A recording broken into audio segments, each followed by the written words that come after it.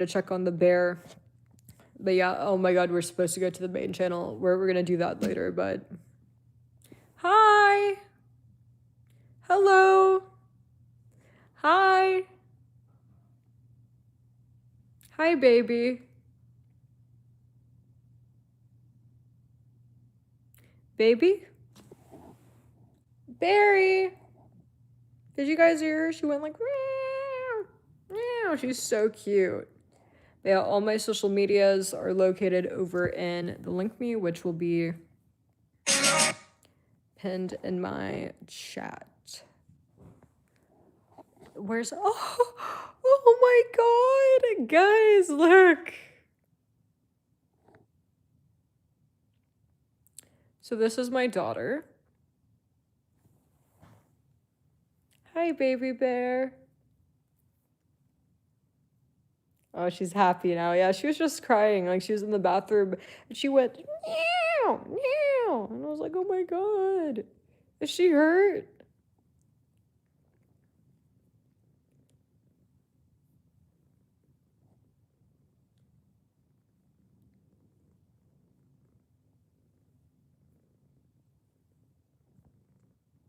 Good job.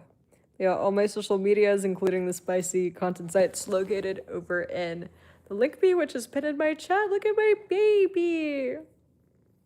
Hello. Hello, sweet girl. So yeah, it's a link me. Olive oil run, link me. I do not do OF. I do Fansly, FANSLY. Can I have you? Can I have you?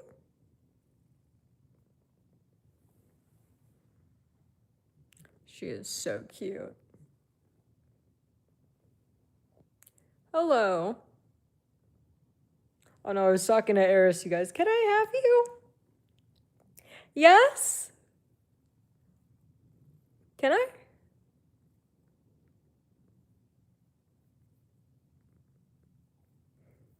Can I have you?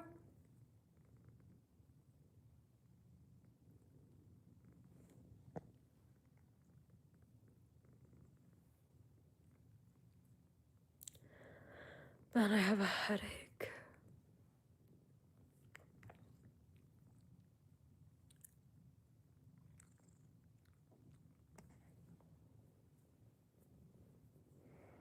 No, come over here. No, come here. Can I have you? Well, she's so cute. Hi. She is so adorable. She is hands down my cutest cat. And like she's genuinely like the cutest cat in the world. She is so fucking adorable. But no, so I've always had so Molly, my oldest, she's my daughter. Paisley, my son.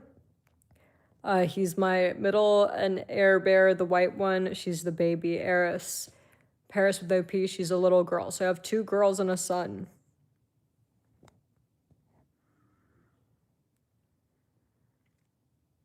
So yeah, no, I love them so much. I have like the best cats ever. Like, I really do. I really do have the best cats. Yeah, guys, comment. Who is your favorite cat? Molly, my oldest, the gray tabby. Paisley, my son, he's kind of ash. You know, my son, or Air Bear, the baby. Aris, A-R-I-S, like Paris with no P.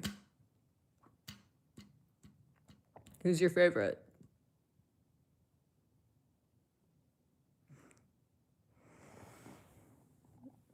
Wait, I could show you guys right now. So this is Molly, my daughter, Paisley, my son, and Eris.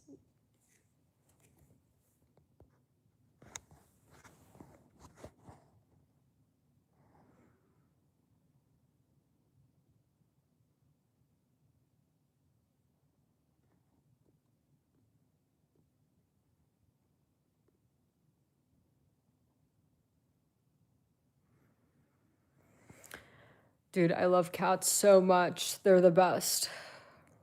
But yeah, honestly, It's so hard to pick a favorite, honestly. Okay, so here's what I like about each, okay? Because I can't pick a favorite. I'm their mom, but I'll tell you guys what I like about each because I have something that I love about each of them. Molly is so smart and loyal. Wait, it's too much. Molly is so loving and smart. Like, how do I put? She's the most loving. I have the biggest emotional connection to her. My son, he is so sweet. He is so affectionate. He is so nice. Like, all the time, he's always following me around. He likes to come and like lay on me. He's so sweet. Very elegant and ladylike and classy. I love my son. Eris, she's just cute. Just the way she looks, she's just so fucking cute. Also, she has a lot of personality. She is smart, but she's so cute. So yeah, those are what I love about them. It's like they all have their own little personality that I love. I got really lucky, honestly, with the cats, because like I have a sister and she has a cat, and her cat is very mean. My sister's cat attacks her, attacks everybody. If you give my sister's cat, if you give her a treat, she's gonna hit you. So her cat's like mean and has always been mean. So there are cats that suck, apparently, but I got very lucky with mine. They're amazing.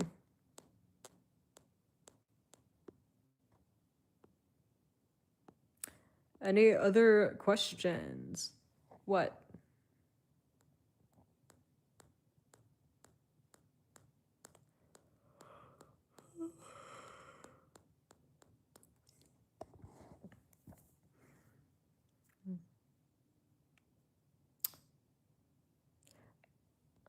Oh, also, you guys, all my social medias, including the spicy content sites located in the link me. I do not sell nudes on OF. I sell them on Fansly, FANSLY, Olive Oil Run. If you guys want the full experience, make sure you guys get VIP. VIP basically means no paywalls.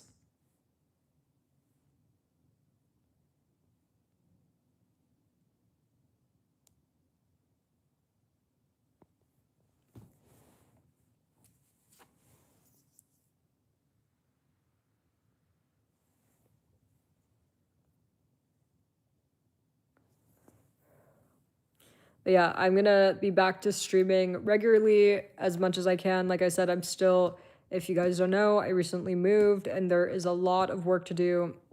I have like 5 rooms I need to finish and decorate. Like, it's a lot, but I'm gonna be more active. I'm gonna stream every day since, for the most part, like I got my, all of the major things, right? Like I moved, I got my bed and my TV and so literally all the major things are done, but there's still some work to do, like obviously decorating and furnishing more so, but I will be regularly streaming.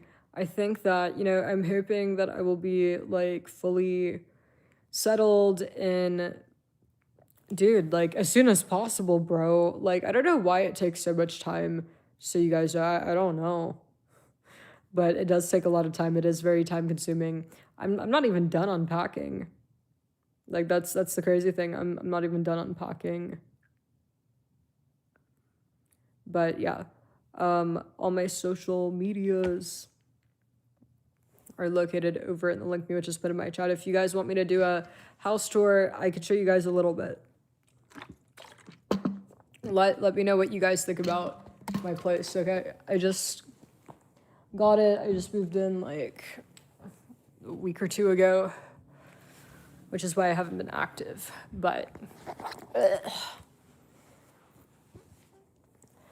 there are a lot of stairs. It is very big. I get like out of breath every time I do this. So, okay. So starting over, so this is the room. And then this is the bathroom.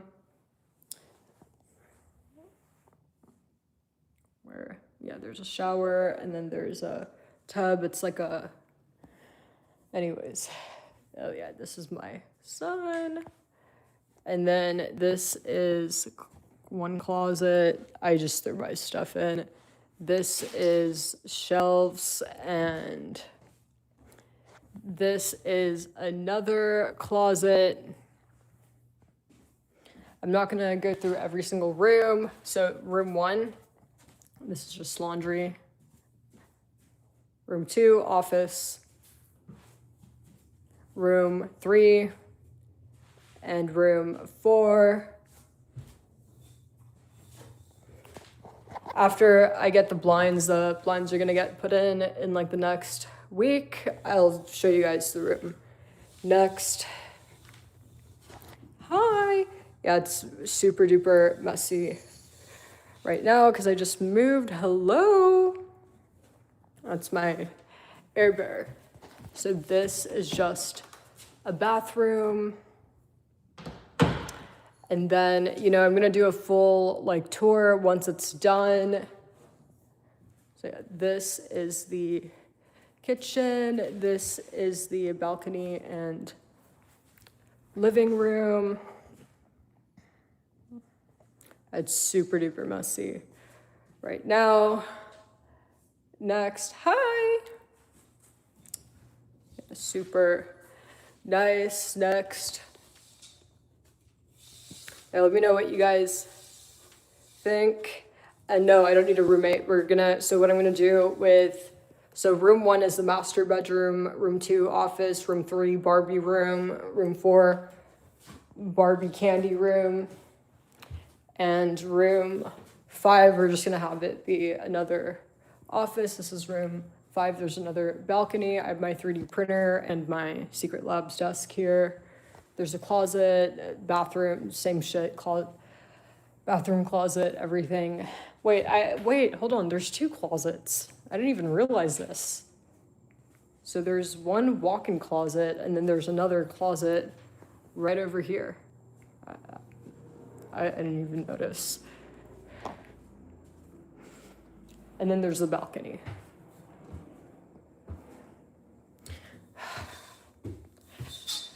There are so many stairs. It's crazy. Baby bear. Yeah, I do like the place a lot. It's really nice. I feel like, yeah. Let me know what you guys think. Let me know if you guys like the place. I want to get you guys' opinion on it.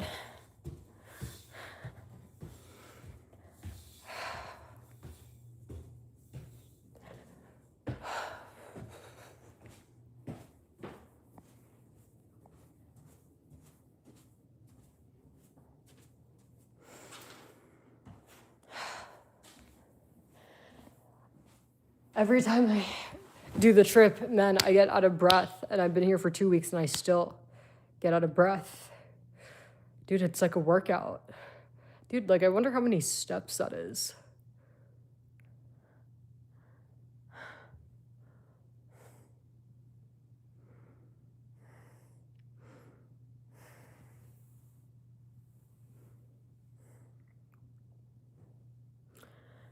My son, I don't know where he went, but he's here.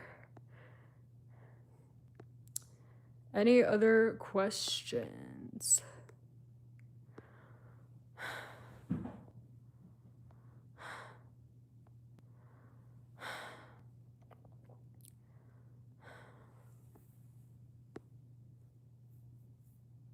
New album soon, 100%.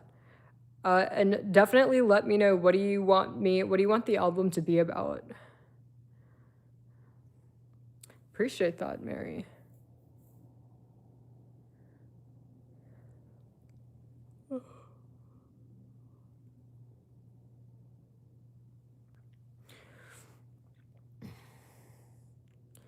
And Andrew Tate this.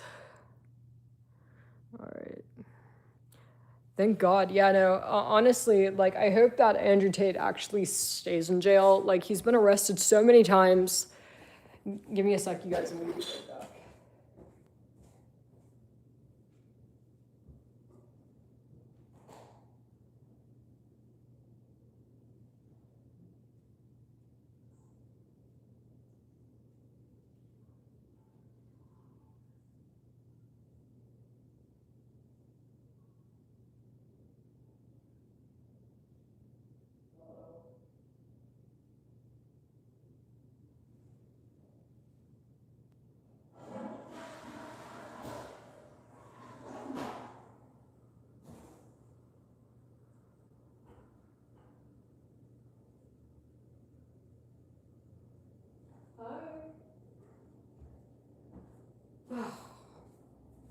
But yeah, Andrew Tate has been arrested so many times. I hope he actually stays in jail.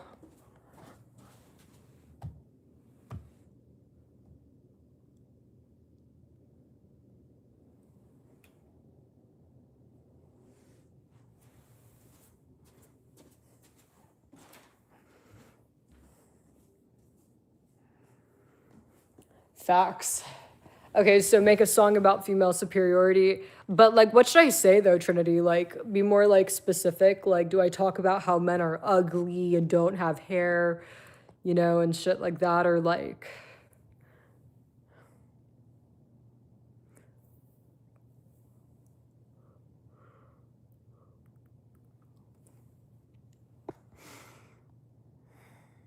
but yeah, no, honestly, I think that Andrew Tate has gotten away with too much. I really hope that, honestly, I hope that Andrew Tate's victims see some money. I hope that they get reparations for what they went through, first and foremost. Like, yeah, he should have been in jail, one, but where's the payout for the victims? Like, didn't he exploit these women? Didn't he use them to get rich? Yeah, no, I want to see all that money go back to the victim because, one, that's their money. So I want to see the victims get money and see Andrew Tate. Honestly, Andrew Tate deserves to be stoned, but they deserve to not only get their money because it's their money, right? But two, they need to see Andrew Tate get punished, like for real, right? So that they could move on, right? It's like what they went through was, I'm sure, super duper traumatizing, right? But it sucks how in this society we live in, it's like this crimes against women are kind of enabled, we see males get away with, and part of it is, want to know why I think it's almost like they let males get away with, especially sexual crimes, right? Want to know why? It's because I have a theory that if things were actually fair and every male who sexually assaulted a woman actually went to prison, I think it would be almost all men. Honestly, so that's why I think the legal system figures, well, we can't just put them all in jail. Well, if we put one man in jail for rape, doesn't that mean we need to put the rest of the world? It's exactly, and it's sad. And it's sad, but it's like, well, what about stoning? Listen, 0 tax dollars. The stones are reusable. What, you just hose those stones down? Like, how much does it cost to get a pile of stones? Right? So you don't have to like build more gels and economic drain. It doesn't make sense. Stones are reusable and they're very cheap. So why don't we stone Grapist? Like, that's my question. I genuinely, like, this is why, oh my God, dude, if you're a girl watching, this is why men don't want a female president, because if I was president, I'd actually order for the stoning of pedophiles and rapists. I'd actually do this. The good people would love me. I'd save you guys a lot of, taxes would go down, like, by a lot, right? Because you'd no longer have to pay to fucking house, clothe, and feed these monsters, right? We don't need as much surveillance and law enforcement and because we just get rid of them, right? So, yeah, women and some, of the males that are not engaging in rape would love me, but no, most males would fucking hate me. That's why they don't want a female president, But yeah, like, we don't need there's no like, a male that's a rapist or a pred, like, there's no... Like, do you guys get what I'm saying? Like, there's no nursing that back. Like, there's no recovery. Appreciate that. Oh, I love the pinata. This is new. And make sure you guys are sending me all the new emoji things like this. I love it. YouTube's always adding new emojis, and I love when you guys show me the new emojis, but appreciate that. But yeah, no, like, literally, there's no path to recovery for a pred or a rapist. And you know what? Whether there is or isn't, you fucking ruined her life, so you know what? You can't take back the damage. One, there's no recovery, first of all, but not that it should matter. Like, no, you didn't get to fucking, like, ruin someone's life, right? And many argue that grape is worse than murder because they have to live with the trauma and live through a miserable life, right? Obviously. So, yeah, most rape victims, the only reason they don't completely off themselves is because they're thinking about their family. Just so you guys know, this is a fact. But if it weren't for, these poor women like thinking about their family and, oh, I don't want this to hurt my mom or my dad or my, if it wasn't for that, they'd all do it. But just so you guys understand. So why aren't rapists getting stoned?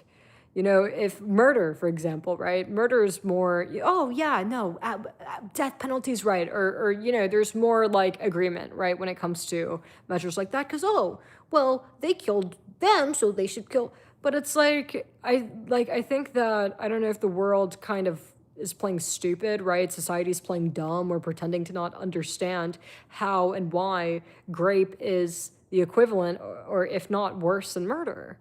Why do we pretend to not understand? Well, I think that the reason why, there's a very specific reason, and it's that a lot of males are rapists. And we'd have to kill off more than half of males if things were actually fair, because I do think probably more than half of them are doing this. I look at the data and statistics on grape, okay? But then, back when I was in college, I'd go to class and I'd talk to the girls that I know, and I'd hear a different story. It's like almost every girl had a story. I'd say it's like 1% or less. Yeah, about 1% that didn't, maybe like 5% or less that didn't have any story. And this is at college, just so you guys know. This is just girls and like 18, 19, 20. Like, that's sad. That's sad. Think about that, right? So, okay, if like me and my like, early, like late teens, very early 20s, if you're in college, and pretty much only, let's just say 5%, I'm being generous, 5% of women have never been SA'd. Well, damn, I mean, what are the numbers going to look like 5 years later, 10 years later? Like, does that make sense to you guys? Like, think about that, you know? And so that just tells me, holy shit, it's like, must be like almost every male. And if it's not almost every male, then it's at least half men, and a big portion of the rapist group are serial rapists, half with many serial rapists. That's the only way this makes sense, right?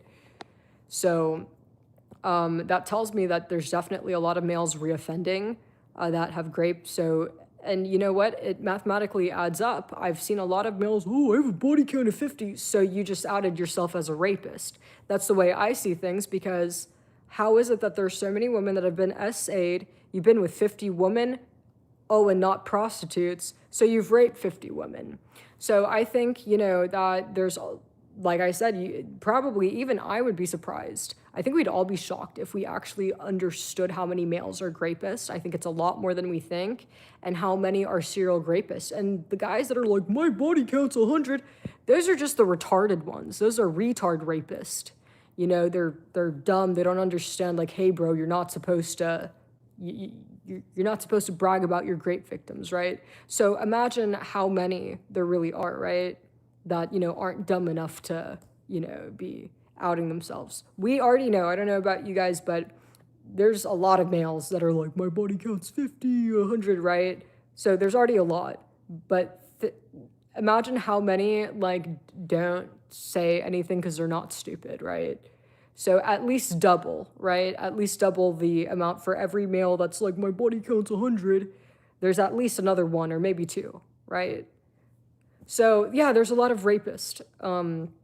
There's a lot of rapists that needs to be stoned.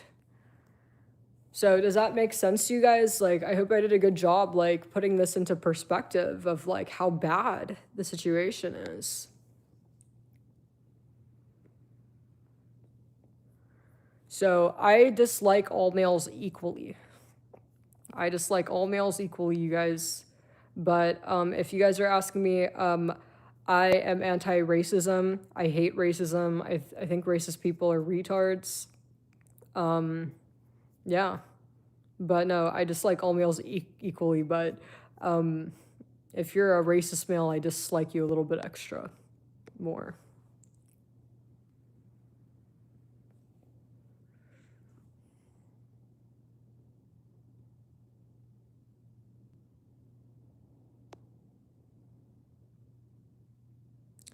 Any other questions?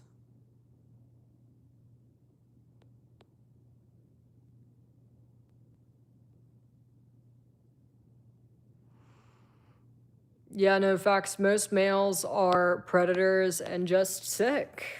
Are just very sick.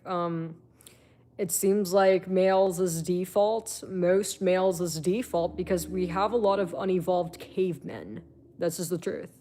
And their default is, we've all seen the news, and I think it's very interesting that when we see males make the news for crimes, it's the same fucking thing over and over and over. Man murders wife and family, man murders wife and family, was sick man rapes multiple victims. It's the same fucking shit.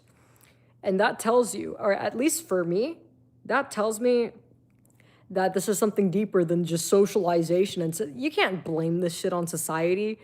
It's against the law. Pretty much everyone knows that this is wrong. There's not a single male on this planet that's like, huh? I didn't know rape was wrong. No one, right? Even a retard would know, right? So that tells me that this must be deeper and this is their default. Males is default, right?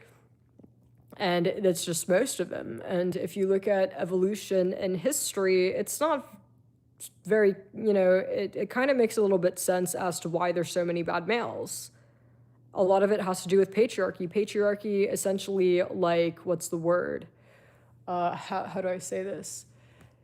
Patriarchy basically supercharged the production of rapists and killers, basically. Because patriarchy allowed for child brides, underage marriages, and incest. That was the norm. So what do you think what kind of genetics, what's the genetic pool going to look like for the males, right? Like, think about it. If you look at history and look at today, it's like, this is your fault. This is males' fault. Because if we've lived under a matriarchy, and if males who behaved in this way, the rapists, preds, or violent, were just casted out, they'd die off, their loser rapist genes would be wiped. And like, we wouldn't have this problem. We'd actually have no problems. I think we'd be happy and we'd live in Barbie land, basically. But yeah, pretty much we have a lot of, what's it called? Excess supply of rapist, pedophile, violent man, all thanks to patriarchy. This is what woman not having rights does. It's you forcing women to, supercharge the production of rapists and pedos, by the way. So this is another reason why it is so important for women to have rights. I mean, do you guys want to live in a world that's more dangerous? Do you guys want more Trumps? Do you guys want more retards electing like this? Do you guys want more, do you want to have to worry about walking out and getting shot? If things carried on, if feminism didn't happen and if these sick men continued breeding, I mean, that's probably how dangerous the world would be today. Luckily, most of us don't have to worry about stepping outside and getting unalived.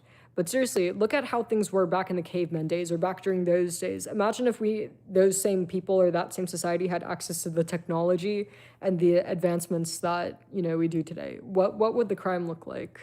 It's already pretty bad, but I guarantee you guys, if it wasn't for feminism, if women stayed oppressed, I promise you it would be 10x worse. It would literally be so bad where no one would feel comfortable leaving. It's like everywhere would be a war zone. So, because obviously when women get rights, that's another woman that's not forced to breed with a monster, that's not forced to, produce woman abusers, chomos, or like violent men, right? So look at how violent or how much violence we still have, how much rapists we still have, despite how many rapist or bad male, whatever, sick man gene has died off, right? So that just kind of, I don't know, at least to me, puts into perspective how bad things were, right? Things were so bad. Look at what they did to the African Americans. That's a reflection of how many sick men there are. Obviously, if slavery happened today, I think I'd confidently say 30% of males would fight against it, like really not be down with it, and if anything, they'd be trying to help those men. They'd be trying to save them. But back then, that wasn't the case. They were all happy. Let me buy some more, pick my fields, right? So, and people, obviously you guys back then during those days, they aren't stupid. They knew what they were doing. I hope you guys don't believe that, oh, we didn't know. I hope you guys don't buy that. The fact that we had slavery is a reflection of how many sick men, almost all of them were sick. But then came feminism, and then now we have males that, like I said, if this happened again, at very easily, at least 30% of males would not stand for it. 30%. Maybe this is too high, but I do think there is 30% that would not be okay with it. Right? So, feminism is the thing that's going to potentially like save the world. Feminism is what's fixing the world. Women are everything. Honestly, women are God because women decide. Everything that exists is up to women. Women are who are the deciders of not only who will exist, what will, what genetics will, be, what's the word? Brought into the world. They're selecting, right? They're the selectors of the, they pick and choose. And that in turn, right, the society we have, the people that vote, the people that women birth, wind up being the contributors to society, right? The people who will run for leadership, the people who will vote in leadership, the people who will create, right? So women are basically God, which is why they are the ones that have the power to, what's the word? Eliminate bad or, be exploited to create bad, aka back when they were enslaved by men and forced to breed with rapist bad men, therefore creating the world we live in, right? So that's why once women get rights, we have more good in the world, right?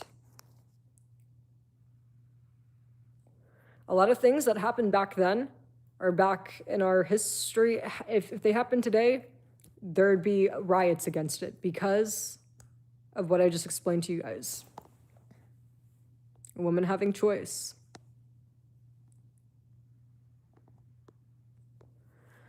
But any other questions? So yeah, no, literally, women are essentially God. No, males are not God. Males are, what's it called? I don't want to say slaves, so I'm not going to say that. But, male's purpose is to serve women, period. Literally, seriously. Women are who, like I said, create everything. I think that males owe women like endless gratitude and the utmost respect for not only creating you, you were created by us. We created you. We created everything you enjoy about life, and everything you don't enjoy was probably caused by a man, is a man's fault, but everything you do like about life was created by a woman, period. This is actually true. Seriously, if you're a male, I want you to think about the things that you like about life, just 3. And I guarantee you it all comes back to a woman, but then think about 3 things you don't like, and I guarantee you it goes to men. So, like I said, as far as you guys should be concerned, women are God, because we quite literally are. If the definition of God is who creates all, that would be woman. That would be woman, period. And you're just meant to serve and appreciate women. Live your life, and that's it. Make us our sandwiches. We did a lot for you. And yeah, and literally the Bible is garbage. No, man's purpose is to serve God, absolutely. You should be serving your goddess. So yeah, all of you males need to be serving and worshiping, period. Period. It's the least you could do. We created you. But yeah, no, the Bible is fucking garbage. Of course it was written by a man. Of course. It's so stupid. It's like, you know what? The more, what's the word? The more you try to make religion part of society, the lower, the more the birth rates will decline. That's all I'll tell you guys, because you want to know why. Because no Bible could save your birth rates. No, the Bible can't do shit for you. It's a useless book that's frankly just pissing women off. Because want to know who God really is? God is who could control the fucking population. God is who could control whether you go extinct. Humans go extinct. So it's very interesting when we see the headlines like, oh, population's declining. We see men crying, women need a birth. Oh, well, what happened to that Bible? Well, just go ask God. Well, what about your Bible? No, you don't get to pick and choose. And to me, this tells me that men know that their religion is a fucking racket and full of shit. Because you go cry to your Bible, why you cry to woman? It's because when shit gets real and, people are going extinct and the population's declining, males know that it's women that are the real God because they're the only ones that could fix this. So, period. Literally, I think that, honestly, I'm surprised that women are not, going into like a 4B movement, like completely refusing all interaction with males, like a protest until all religion is dismantled. Because quite frankly, any and all religion it's all degrading to women. That's what it is. Religion is inherently degrading to women. Never mind the multiple different examples of text in the religious writings about how women suck or women can't this or women are in debt to the never mind that, but religion is all inherently degrading to women for the simple fact of you are discrediting women. You are ignoring, denying, and refusing the work that women have done. You're ignoring the fact that women control everything. Women created even in animals, all life is attributed to women. You conveniently ignore that. You think some magic man in the sky made it. And there's a lot of women that, died birthing. A lot of women who sacrificed and gave everything they had, more than what they had, raising a kid too, raising this, right? So, but you conveniently ignore all of that. But then when women are like, all right, well, fuck you retards then, if you're just gonna fucking, leech off of us and fucking not appreciate us or anything, then we're done, then you wanna cry to women. You can't say that God created everything, but then cry to women. So, like I said, I'm honestly shocked women aren't, like I said, protesting no men until religion's dismantled, because that's honestly what should be happening. Until males acknowledge women as God and start showing the gratitude that women deserve, I think males should be boycotted, honestly. Otherwise they could have babies with their Bible or go call up Jesus. So yeah, that's really good, Trinity. I would never read anything written by a man. Anything written by a man is not credible. Not credible.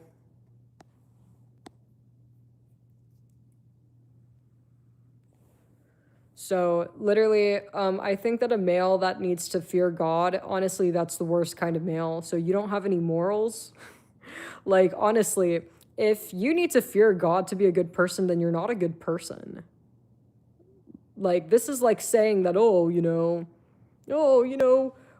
just fucking threaten men with a machete and they'll be good people. It's like, well, shit, well, if I need to threaten you to hack you up with a machete, then you're probably not a good person if you're only behaving because I have this machete. It's like, do you guys see what you're doing there with the God is good for men or men need to be God-fearing? It's like, that's kind of an admission to how sick men are. It's no different than saying, oh, you just need to threaten a male with a machete a little. It's like, oh, well, I shouldn't have to do that, right? Unless you were a monster, the only scenario where you need a weapon is if something was a fucking beast.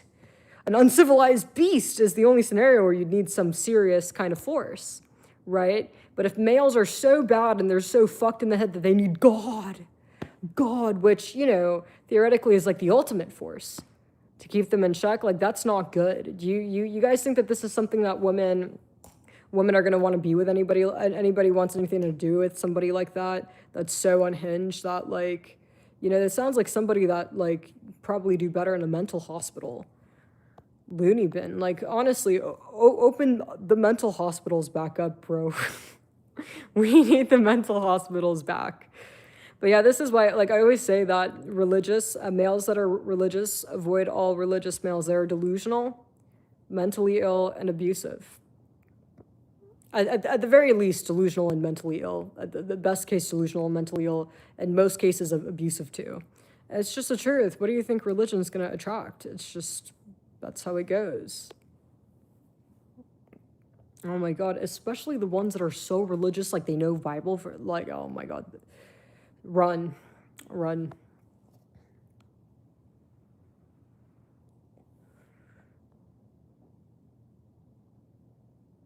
But yeah, exactly. Males need to bow down to the divine feminine. Facts. Otherwise, women are gonna continue on our 4B movement.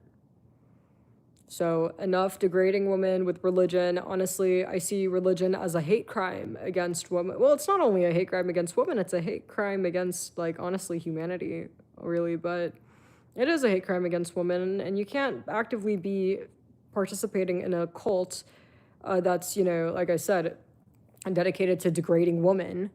Well, oh, I don't know why women don't want to be with me. Well, I don't know. It's like literally you being part of a religion is essentially where having I hate women across your forehead, like tattooing I hate women. You know how Crips or gang members do a teardrop? You have I hate women tattooed on your forehead. That cross is a fuck woman cross. So how can you be wearing all that clown material and then be wondering why women don't want to be with you or women don't even give you a chance? Why would they? You didn't even give them a chance and you decided, I hate women. Oh, fucking fuck women. That's what you did. So, women who are religious, like I said, women who are religious. So I've never been friends with a religious girl. I've met girls that are religious and like, I didn't really like them that much. But like, so I've never had friends that are religious. I've seen them online though.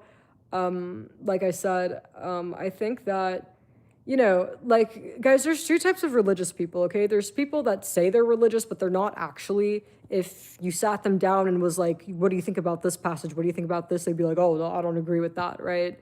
So there's people that just say they're religious, but they're not actually. That's one thing. But the people that are like, oh, I've read the Bible, and that are naming Bible verses, I'm talking about those people specifically. The women that are religious, like equivalent to the males, honestly, like I don't trust them. Honestly, they are just as mentally ill. They're just as mentally ill, delusional, and abusive as the men are.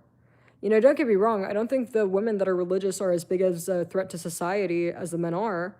But no, for sure. Just as, because like literally, you're still delusional. You need a religion to know right from wrong. It's like there's something wrong with you. It's like everything that's wrong with the male is wrong with the woman too. If she's religious like that, I don't trust her.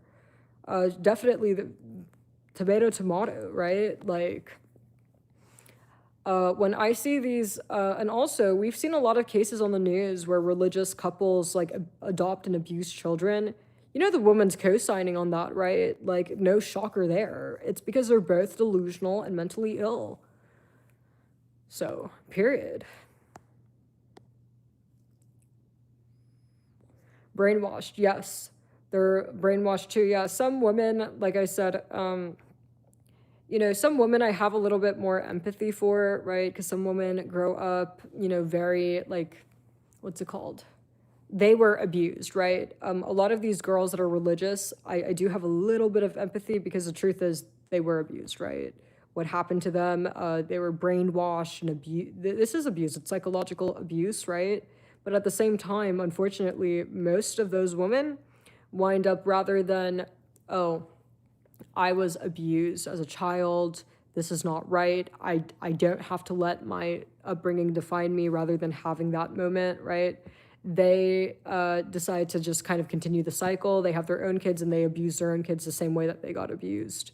So yeah, it's tragic, but I don't really know what to say to you guys. I mean, there's no fixing stupid. I mean, those women that are religious like that, like they're fucking stupid, and I can't fix stupid, so.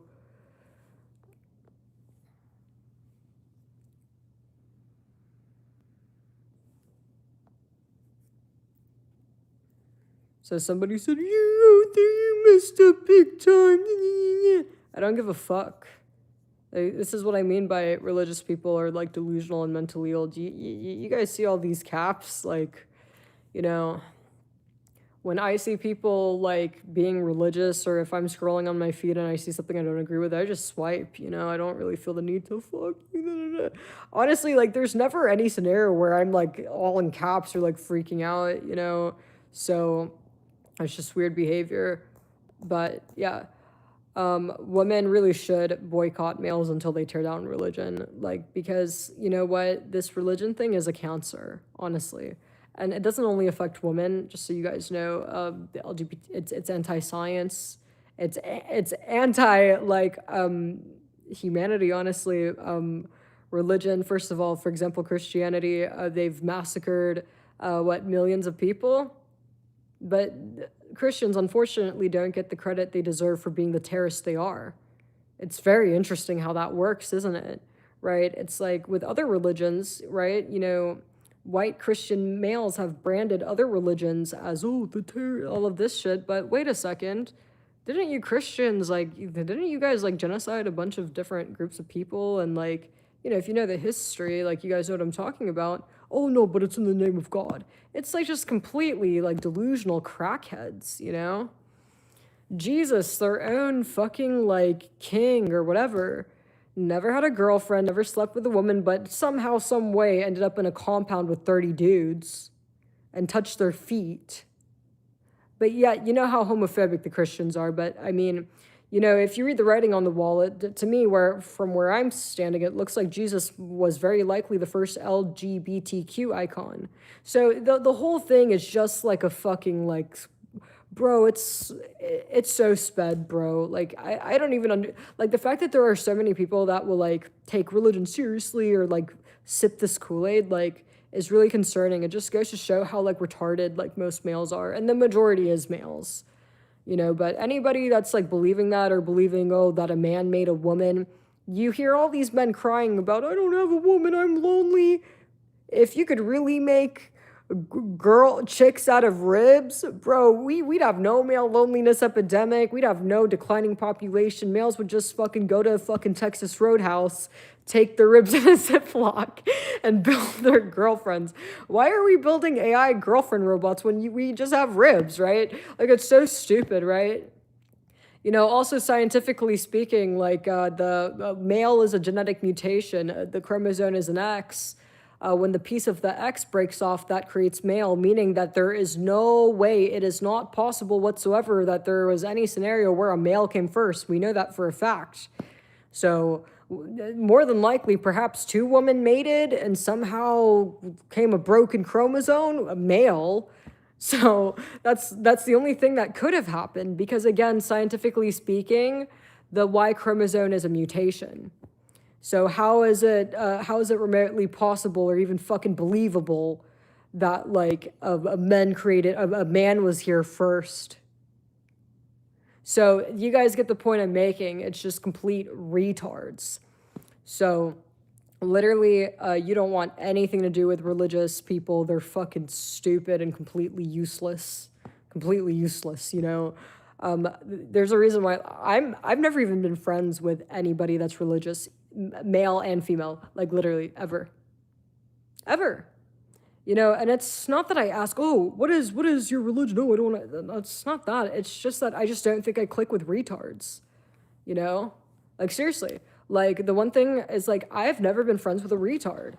It's just not really fun. Or, like, you guys get what I'm saying? I don't think anybody likes being friends with somebody that's, like, stupid, you know? It's like, people want, like, friends that are, like, intellectually on their level, right? On their level, or maybe even, like, smarter, right? But the retard's kind of, like, you know...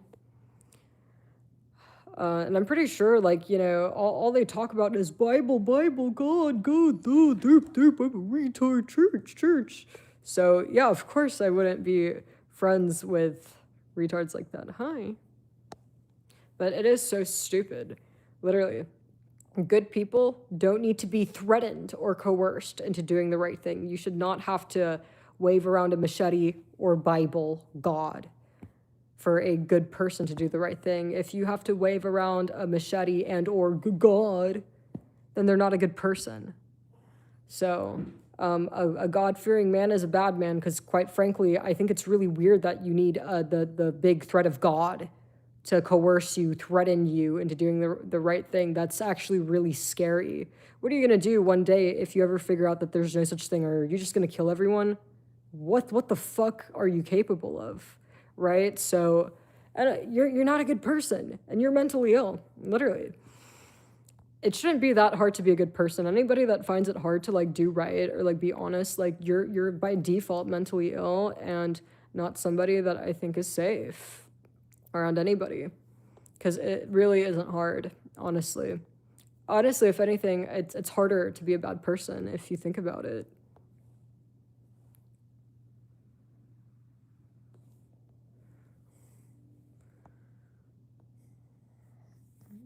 Oh yeah, and a virgin giving birth. Yep. Yep. And that whole thing of virgin giving birth, like that is more so of a reflection of the kind of pedophiles males were. Males have been for the longest time. But yeah, you see the kind of personalities that religion attracts. And it's gross.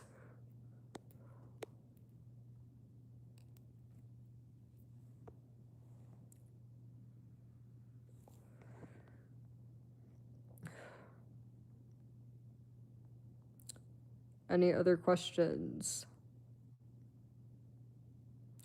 Yep. Just so you guys know, this purity thing is all about being like a pedophile. Like you guys do know, like you guys do know that, right? Like, you know, the virgin and all that. Like, in the context that, so honestly, when I was younger, I would have assumed that a girl that's a virgin just hates men, right? But the context, so virgin could be like different contexts, right? Like a woman could be a virgin because so she hates men. Oh, she hasn't slept with any men. Okay, so she's not attracted to them, or maybe she's gay, right? But like in the context, so I'm pointing this out because I want to point out the fact that this whole Christianity purity is about being a pedophile, right?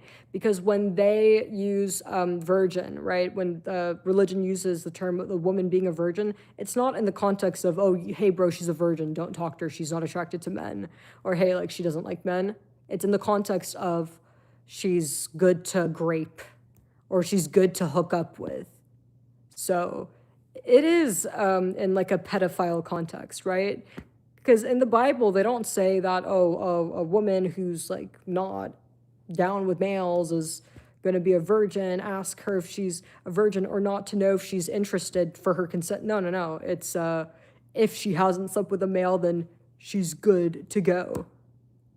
That would be like being, okay, because think about it. Assuming that a woman is, attracted to males and is interested in males, right? Is heterosexual. Okay, what kind of woman's going to be sexually attracted to males? Because unless you're raping a virgin, right? Like, what is the context? Because, if she's a virgin because she's not attracted to males, so what, you're promoting raping virgins?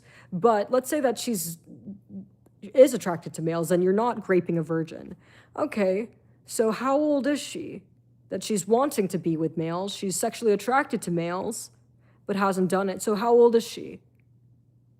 Exactly. So that's what I mean by religions are like this whole purity thing. It does come from a pedophile perspective. Right? Do you guys understand what I'm saying? I hope I explained that well.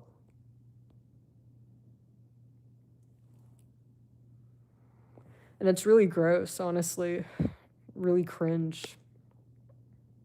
Also, I'm pretty sure the Bible was written at a time where like the age of it was all child bride. Like it's so disgusting, honestly. So I mean, literally it was written in that kind of time where it was all child brides, so it's gross. It really is. It's gross.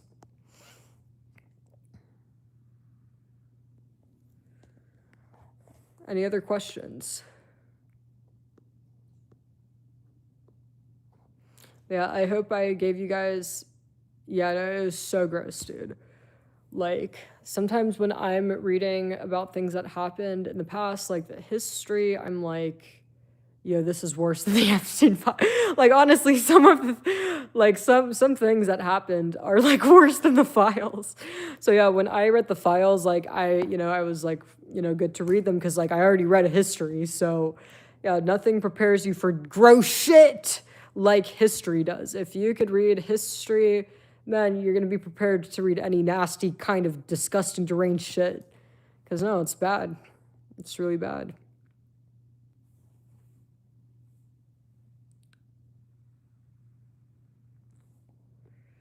So some male in my chat said, "Who's the man in your life that gave you so much hate for males in your life?" And males that make comments like this, like, "Who hurt you?" Da, da, da, are usually males that they themselves, usually something that was said personally resonates with them because nobody's gonna really feel personally triggered by anything I just said unless they themselves is personally engaging in those behaviors or like resonates with those things. Because I don't really understand how like me pointing out how like the purity thing makes the Christians a bunch of pedophiles, especially the ones that wrote the book, right? Has anything to do with a man making me hate men. So if you guys want to know why I hate men or who made me hate men, well, whoever the pedophiles were that like had child brides and who made a religion normalizing it, normalized rape and all of that stuff, and whoever the dudes are that are continuing, "Oh no, we need this to be part of society. We need this book of hate, pedophile, and murder to always be consistent in our world and part of our society. We actually want to bring religion law to the U.S. while being fucking racist and Islamophobic and calling, it's so crazy. Like the same racist, retarded, religious white males." That want to bring religion law to the country.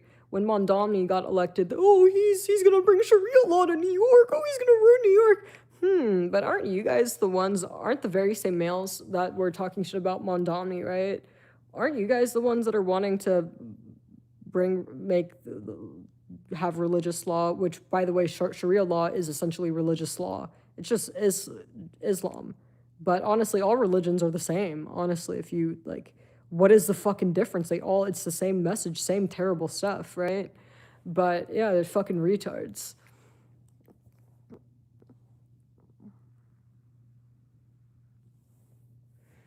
So, oh no, we should no. I don't agree. We should absolutely carry hate in our heart. Absolutely. People who have been, for example, first of all, women should absolutely have hate in their hearts. You guys enslaved women. You guys refused to raise the age of consent here in the U.S. from 10 years old and 9 years old. Okay? Here in America, by the way, yeah, this wasn't too long ago. That's one of the reasons why women fought so hard to vote. By the way, just so you guys know. And yeah, after you guys did all that terrible shit, including refusing to raise the age of consent from 10 years old to 9, you guys are constantly trying to take back our rights because we're assuming you're wanting to put the age of consent right back to 10 and 9. So yeah, no, I think women absolutely should have the hate in their heart. I don't think women should just forget that all of these things happened, people who were like, for example, like African Americans, when you whites used to watch them get for a sport.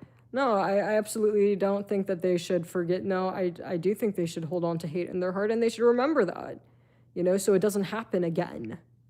So, like I said, I mean, is it really hate in your heart or is it just being educated? There's a difference between having hate in your heart and being educated, right? And not being stupid, right? Women that hate men, they don't have hate in their heart. They're just educated. You guys need to understand the difference between hate and being educated, right?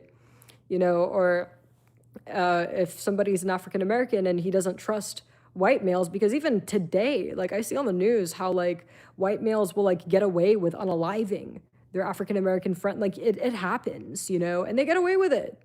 We saw the Metcalf case for not trusting or being cautious, right? I mean, is that holding on to hate in your heart or is that being smart? So there's a difference. If anybody has hate in their heart, it's the misogynistic males that wants the government to give them a wife. It's the fucking racist males that want to fucking oppress other people, you know, because they're fucking lazy or they're jealous or whatever it is, right? So, period. And, yeah, exactly. So some male in my chat said a white male tried to kill. Yeah, exactly. Exactly. Like if I was an African American male, I would, the same way women are about men, that's how I'd be around white guys, because look at what they do. Look at how many of them are hateful. Look at how many of them are mentally ill. You know, it's like you never know. And look at the legal system. Look at who it's backing. So, no, if you're an African American male or like a non-white male, no, you should absolutely be very cautious of white males. Absolutely. It's just about being smart. If I was in you guys' situation, I'd be, you know, very, you know, cautious. Just like how women are with men. That's how you guys should be, because they've proven they've shown us what they're capable of. So it's not, you know, it's pattern recognition, simple pattern recognition.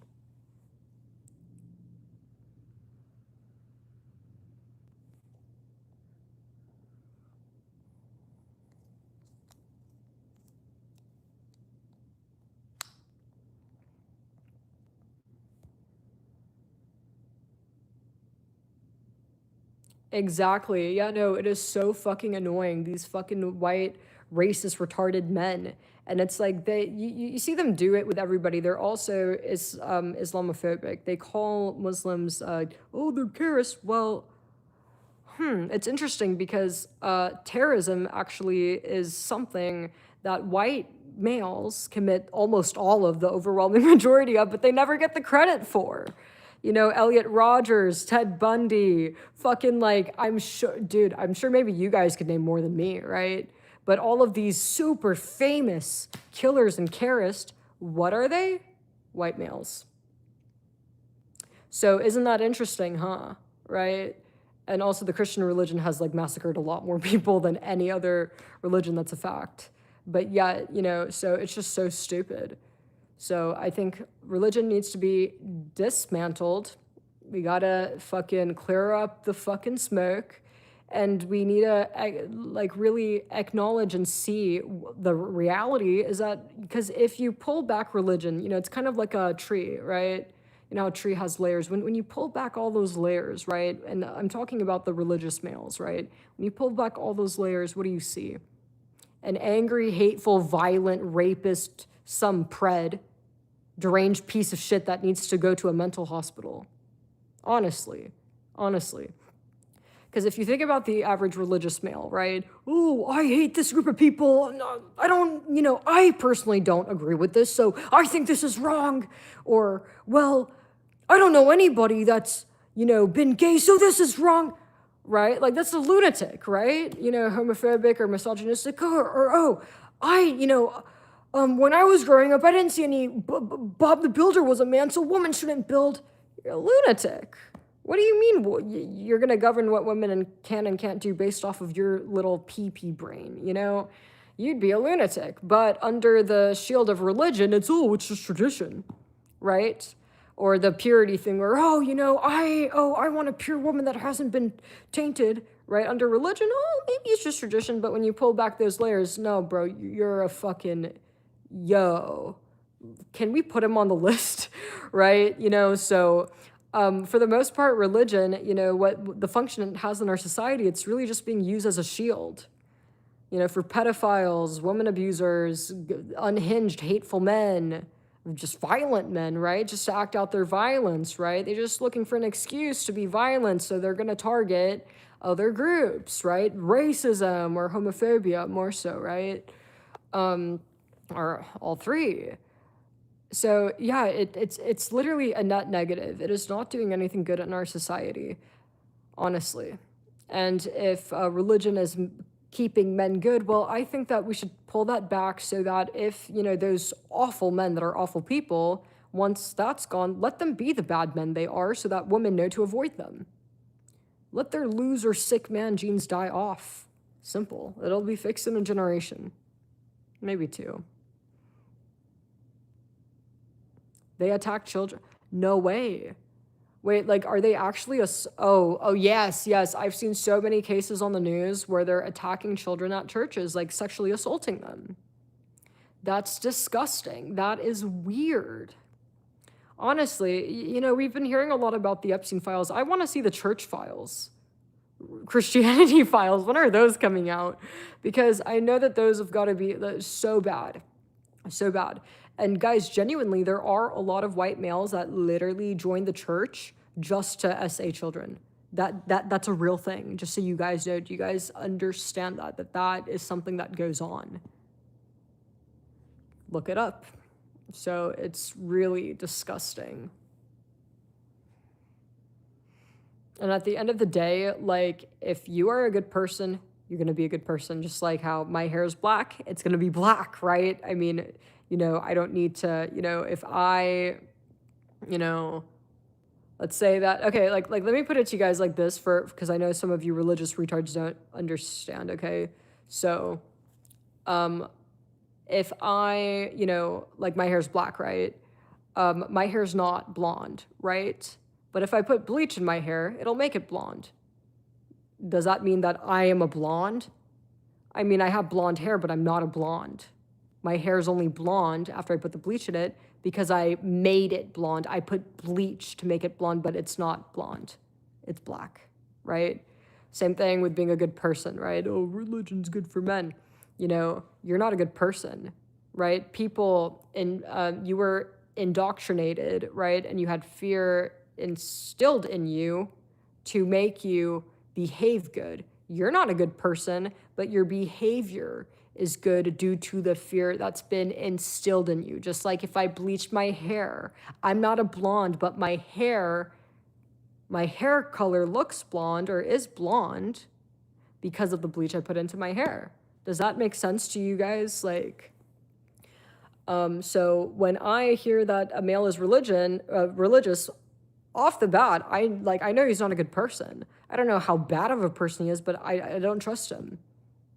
You know, it's like the most obvious way to out yourself as like not, you're outing yourself as many things, right? But definitely not a good person.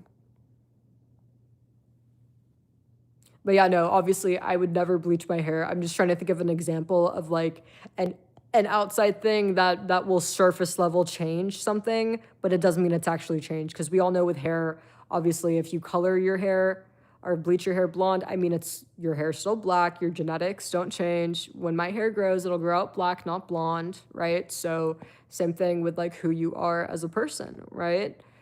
That's it.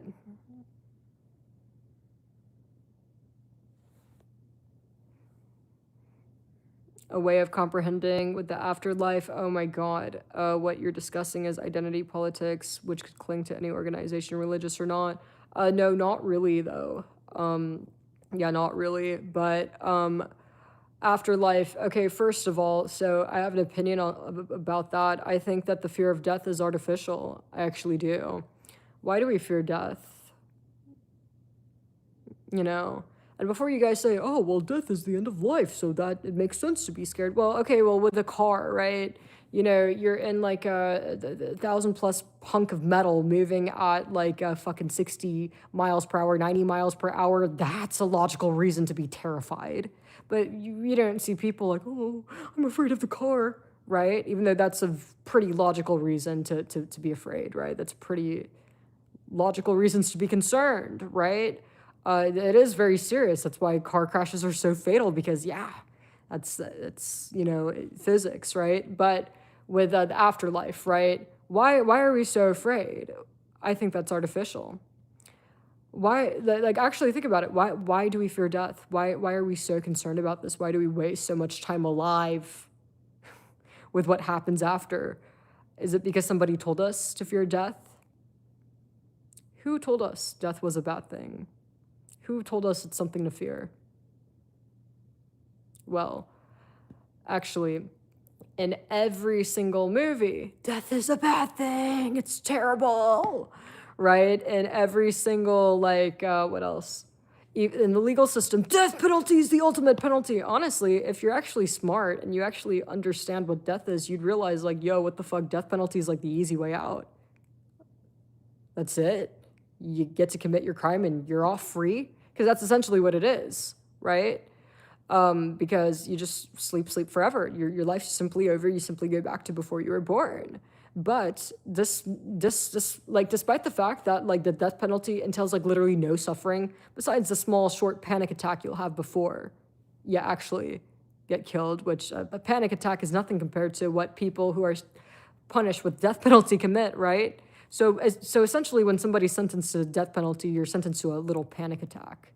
But despite that, right, it's still considered the biggest penalty, right? And yeah, society's told us to fear death. Why? Well, probably because it's more convenient. It's very convenient to have death-fearing people that fear death, right?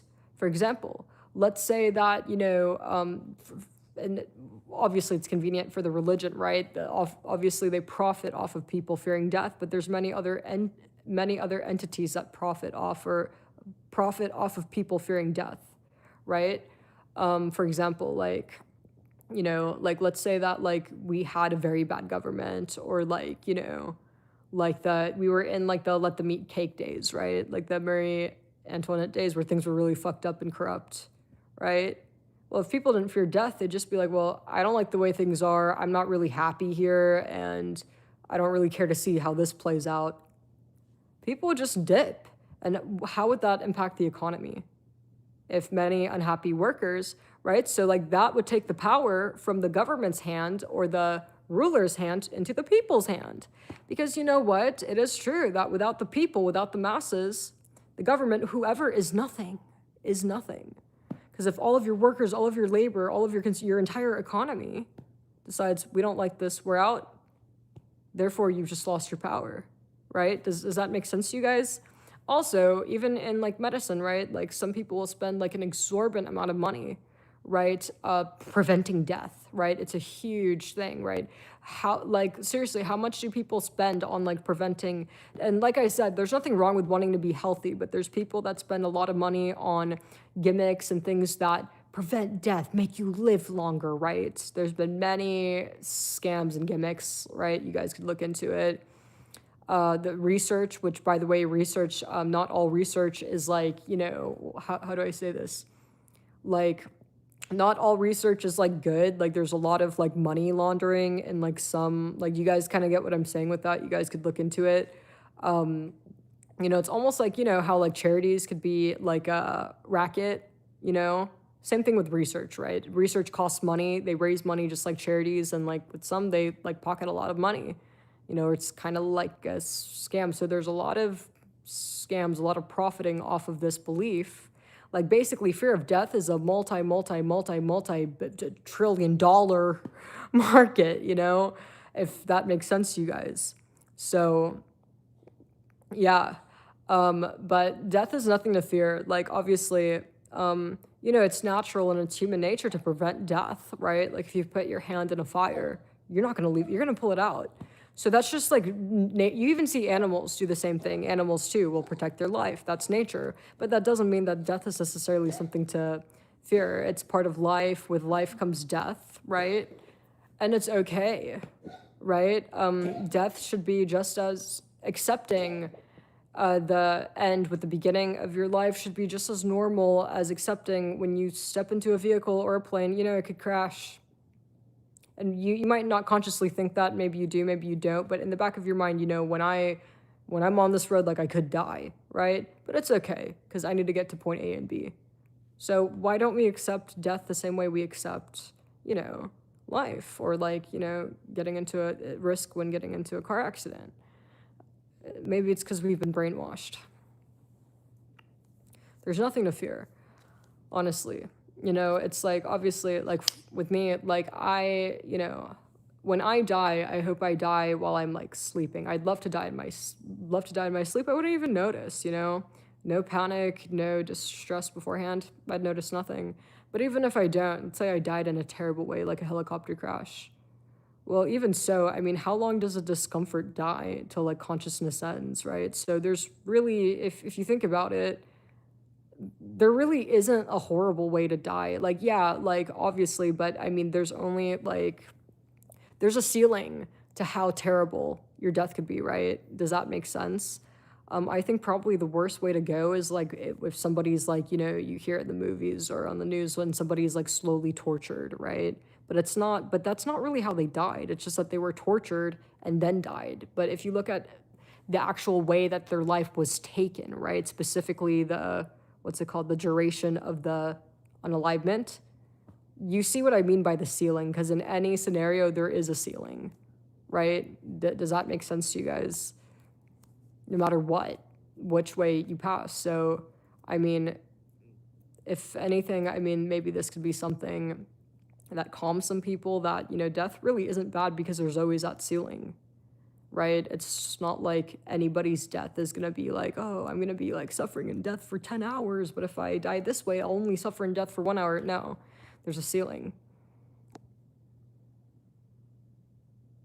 right? Yeah.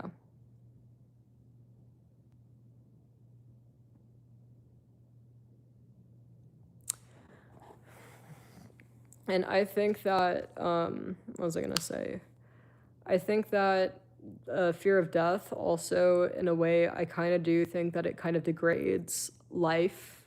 Because that's what you're doing. It's like you're like choosing to focus on, you know, the end of life. You know, it's like you're ignoring the life that you're living, the time that you are alive, and wasting it on, oh, I need to find some live forever gimmick, or oh, I need to like worry about death. And it's kind of like, you know, if you think about it, is that not kind of degrading life? Because in a way you're saying that, oh, death is more important. And it's also kind of stupid too. Like, don't worry about death. You know, if it upsets you so much, then you know what? Death should never cross your mind then. Focus on living. But no, instead people want to do retarded counterintuitive things, like focus like, oh, I'm gonna pray so I go to heaven when I die. I'm gonna read books about death, or I'm gonna fucking be religious. It's like you pretty much made yourself a slave to death, is what a lot of retarded people do, which I thought you were afraid of death. Why would you make yourself a slave to death if you didn't like it?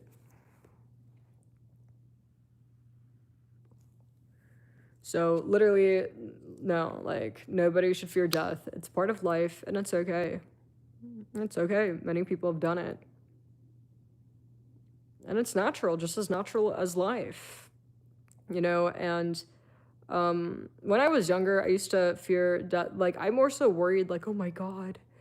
And even when I think back to when I was younger, like, I remember my mentality and, like, my brain, like, I was like, when I think about death, I try to actually think about it. I'd be like, oh my God, like, I cannot even conceptualize, I can't even comprehend, like, not seeing, feeling, breathing, and or like not being conscious, like I can't see my cats. Like, that was something that was so like, oh my God, like I felt so overwhelmed. But you know, honestly, at least for me, I don't know about you guys, but at least for me, in my perspective, I feel like as you age, you become more logical, sound, and accepting of death. That's just been my experience. I'm only 24. I just turned 24. And so I know for me, like I'm definitely, but I see a lot of fucking adult males that are like, oh, or fucking old ass males, and it's like that. I guess I've never really had that. So I don't really know honestly, but I guess for me, like I've always known that like death, like it's over, right? Like I've never found any religions convincing. Honestly, I actually thought that they were a joke. Like when I was really little, I thought religions were rage bait. So no, I never found any of this convincing. I've always been very aware that when you die, it's over. You go to sleep. And I guess when I was really little, I didn't worry about death. Like I knew death was over, but I'm so little, like death is nowhere near me. So it wasn't anything I worried about. When I became like a older teenager, like I think 16, 17, I'd start to think about this, right? Because I learned more about life and I learned more about the ways you could die. Your life could end early, right? Because when you're little, you don't, or at least with me, I didn't see a lot of like like when I was young like that, I didn't even know what terrorist attacks were. I didn't read about or see any mass pew-pews. Like it was just, I'm only 7, so therefore I have like so many years to live.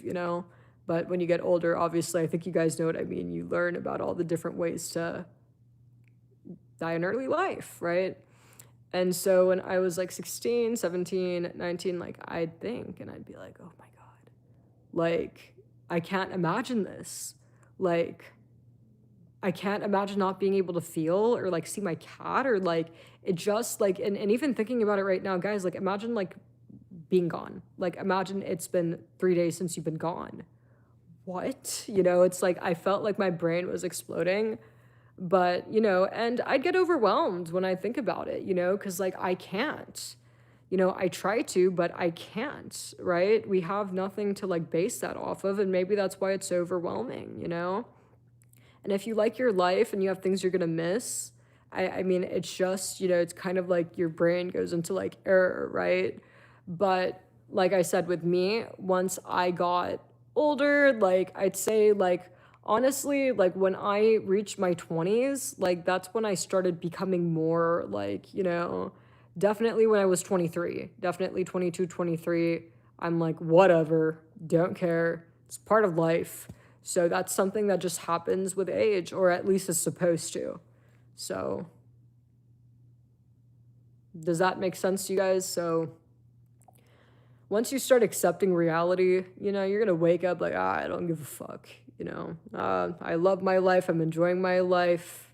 You know, I know I'm gonna die, and there's nothing there, and I don't care. So, pretty much. So.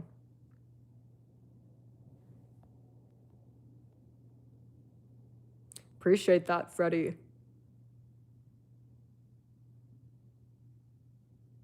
When I was like 2 or 3, what are you guys talking about? I don't remember when I was 2 or 3. I probably don't remember much, but I think you guys get the point I'm making. But I do remember when I was like 7 and 8, and knowing that there was nothing after death, but like not caring because that's so far away from me, or like whatever, I don't have to worry. Like that's for old people to worry about. Like that's how I was thinking. Because when you're young like that, like, oh, I'm new and it sucks for old people, You guys get what I mean? So, yeah. It's more a fear of decaying. Oh, I've never thought about that. Fear of decaying. Well, yeah, but honestly, like the fear of decaying, I mean, doesn't make any sense because there are people that get into fatal accidents and they lose the ability to walk. Like, okay, thinking about the fear of decaying, right? What do you mean by that? Okay, well, when people decay with age, maybe they lose the ability to walk. Maybe they're not very, they lose some, what's it called? They become stupid, or like, brain issues, right? Lose, like, basically they lose function, right? Physical function and mental, right? That could happen right now. Boxers, CTE, athletes, CTE, terrible accidents, and you don't even need to be an athlete. You could get into a bad accident. So you could decay at any time, and also, like, I don't know. I mean, I have a grandma and she's really old. She's been smoking her whole life because, she's very old and she's has no problems. I mean, obviously she's not as fast and things like that, but by the time you're that age, you're not going to care. You see, that's the thing you need to remember. It's like when, if you take care of yourself, you're going to last a long time. But first of all, time is not guaranteed. You could die at any time. One, there's freaking babies that unfortunately pass. It's sad. But time's not guaranteed. But if, like I said, you do what you're supposed to do, you eat well, you're not doing stupid shit, more so, you'll be running for a very long time. The human body could, rack up a lot of miles, but also by the time you're in a wheelchair decaying, you won't care. You won't care. You're gonna be so old and so like out of it, you will not care. Seriously. Cognitive decline, yeah, and once you begin getting oh my god, once you cognitively decline, you're gonna stop caring. So that's the beautiful thing about nature. It's almost like nature kind of puts like what's it called? Training wheels.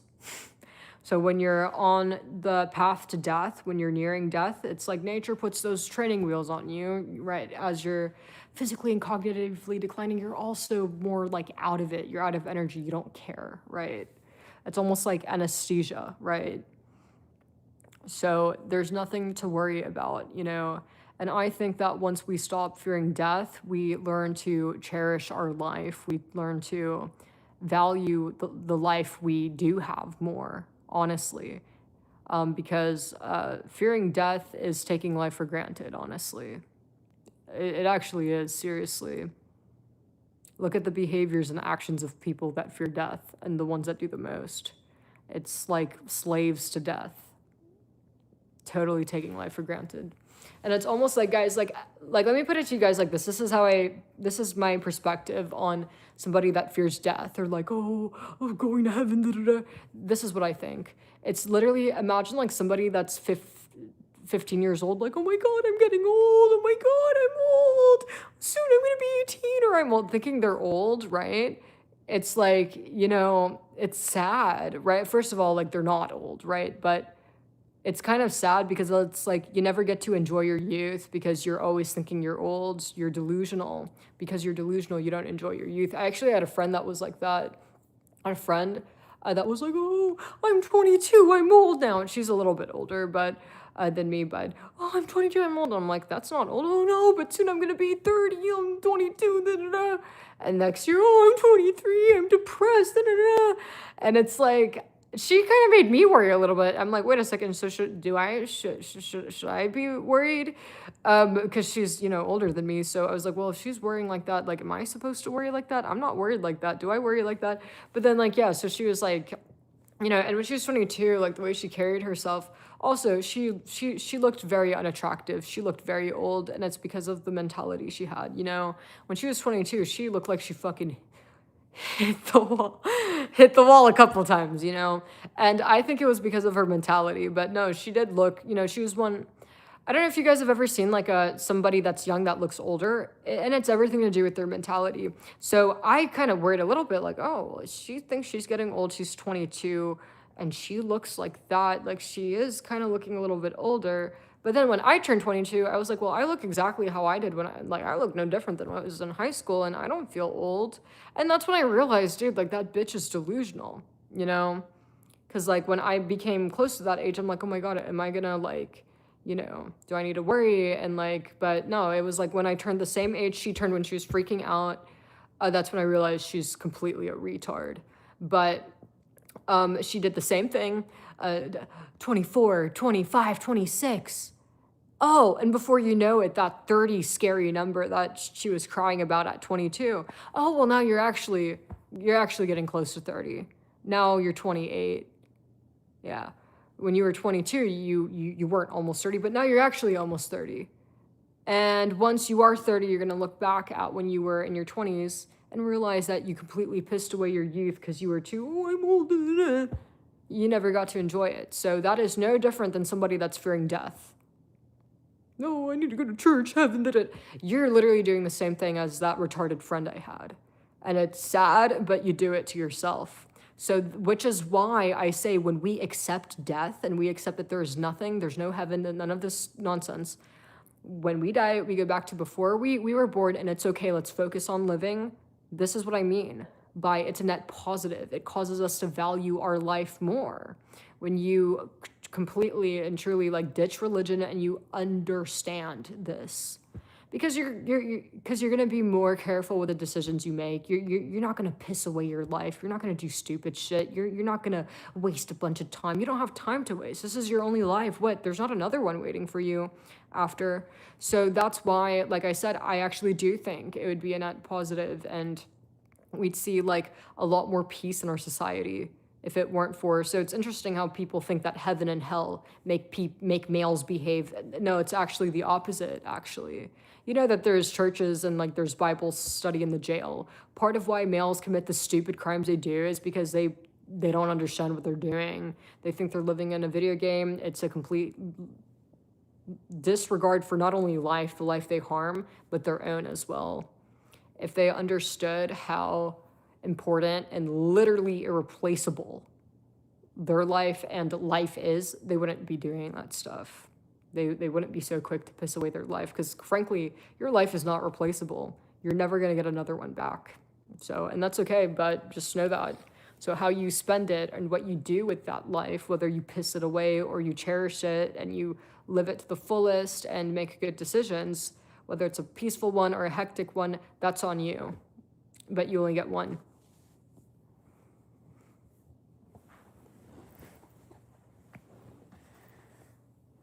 So does that make sense to you guys?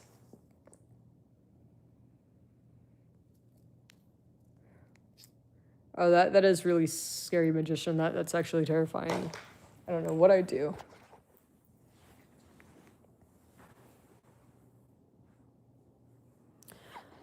And I hope I gave you guys a better perspective. You know, guys, I totally know what it's like to fear death. Like I said, I remember I'd literally get like a panic attack when I was younger, and I used to think about you know, death and trying to understand it. But I just realized I was doing too much. When you die, there's no brain activity, so what's the need for you to be trying to think and conceptualize death, you know?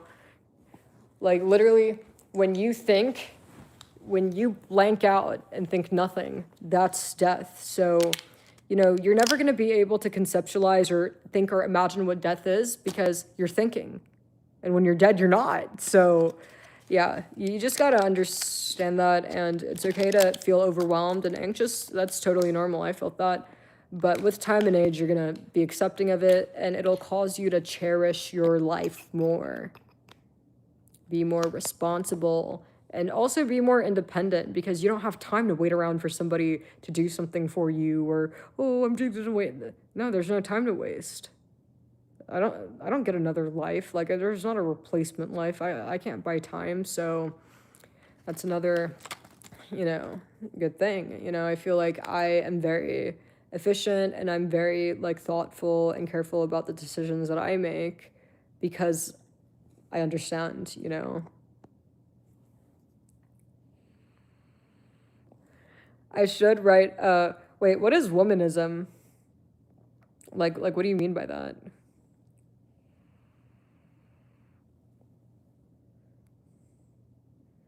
But yeah, no, literally, yeah, you won't know anything by the time it's wiped.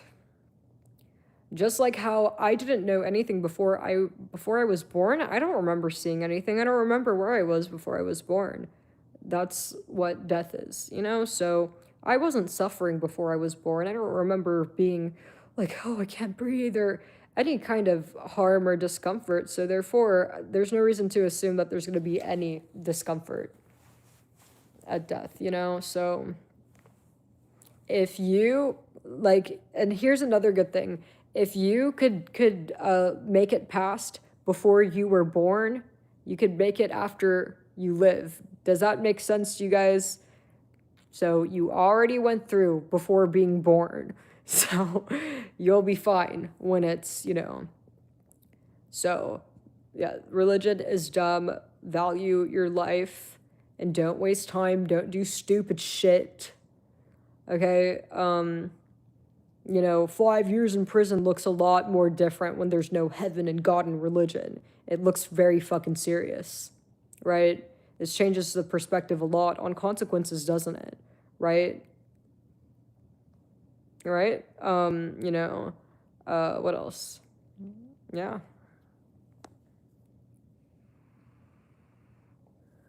Religion is like stupid and destroying the world. And I actually, and like I said, I honestly believe that religion does contribute to crime a lot. A lot. So I guarantee you, all of these males that commit these terrible crimes, right, like serious crimes we see on the news, I guarantee you that they don't understand that this is it, that you only have one life. I guarantee you they believe in some form of religion or that there's something more. And that's where the problem is, honestly. That's where part of the problem is. And it's not true, you know? This is your life. you know, because males will like, oh, only 5 years or oh, 10 years. And it's like, I don't think you really understand what you just did. Like, and an action you took, you know, something that, you know, maybe took you an hour to execute, you just really, really took a large chunk out of something you could never replace, you know? So, does that make sense to you guys? So, just remember religion is bad. It's not doing any good, like at all whatsoever.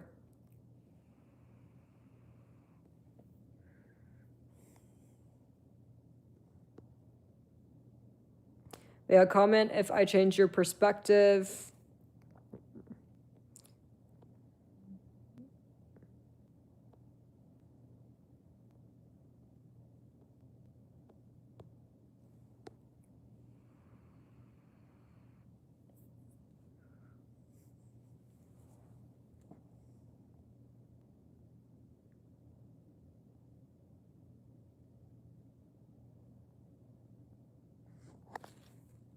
God, my hand's killing me.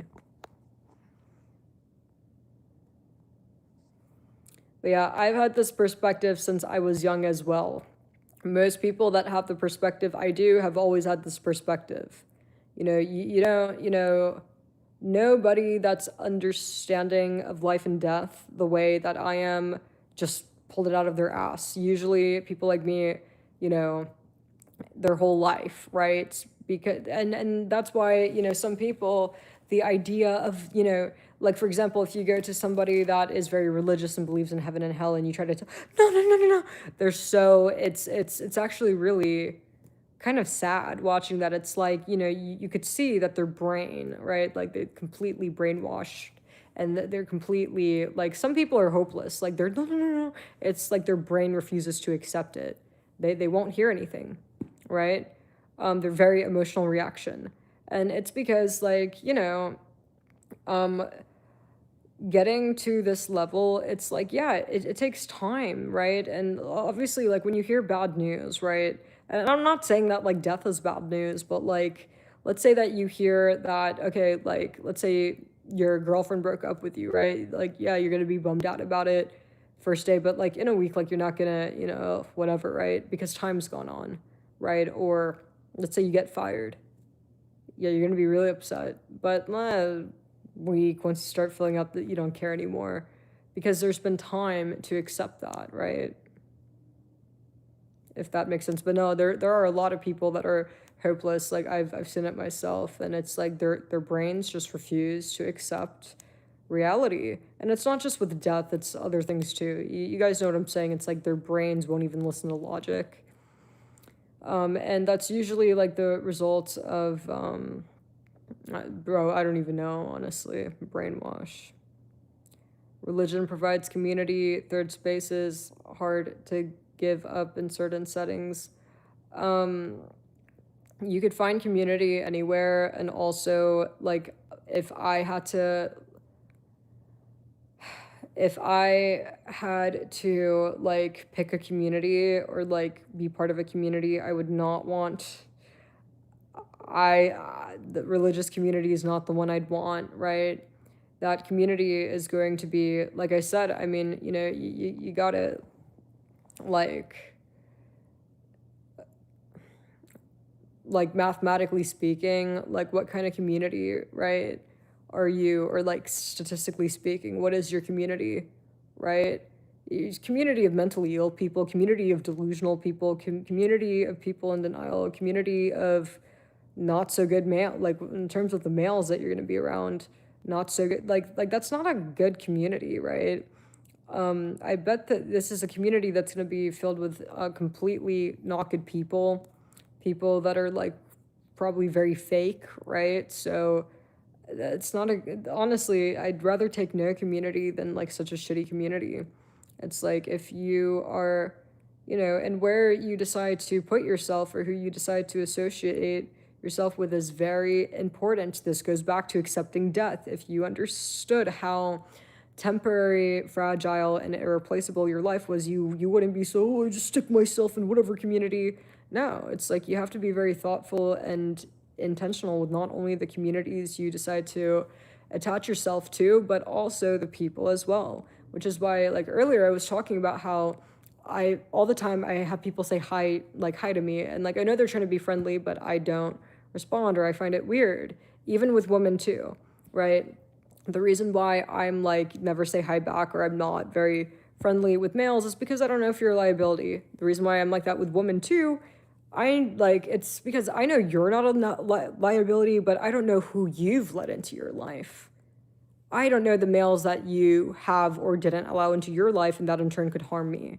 So does that make sense? And, I think like that because I understand the value of life, and that there's not like a reset button, or what's the word? Wasted screen, right? So it's not like GTA, you know? That's why I do these things. And I think that people, believe it is very interesting, but it's like the people that are accepting of death tends to value life more, live better lives, tends to be healthier, more conscious of their health in efficient ways, not the stupid gimmicky ways, right?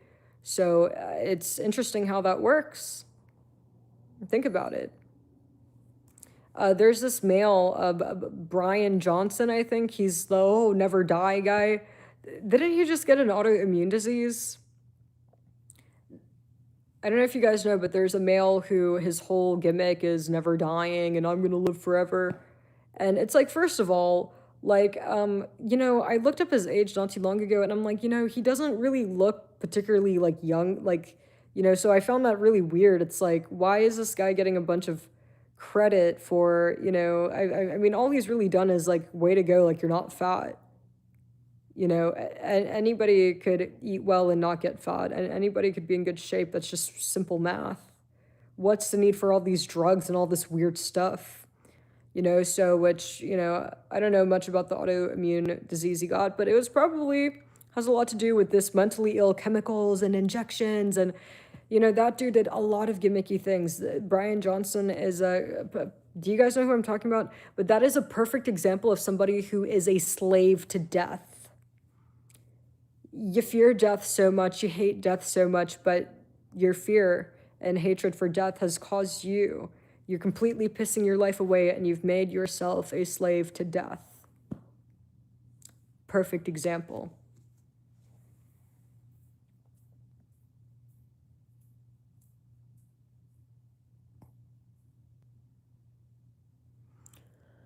So, stop worrying about that nonsense. And you live forever, so stop worrying. What I would worry about is, how do I maximize right now? How do I live my healthiest life right now, right? I'm gonna, eat well, or I'm gonna, take vitamins or take the things that I need so that my body could perform great right now because I'm using it and I need it while I'm alive. That's it. But any of this live forever gimmicky shit, I guarantee you it's not good, because there's a lot of people that understand people's fear of death, and understand the power of people's fear of death, and understand that there's a lot of money in it. There's this whole like longevity industry, it's ridden with, scammers, people wanting to make money, right? And you know what? None of it, obviously, there's going to be no credible, like, what's it called? No credible data, no credible studies on any of this garbage, because you know what? Like, you can't speed time, right? And also, these people know that, it's pretty much lawsuit free, because how do you prove your product didn't work? How do you prove that? Exactly. So it's like, in order to prove that the product is like a scam, you asking for evidence that the victim can't provide. So it's like a money racket. Does that make sense to you guys? It's a total racket. So stop wasting time on that garbage.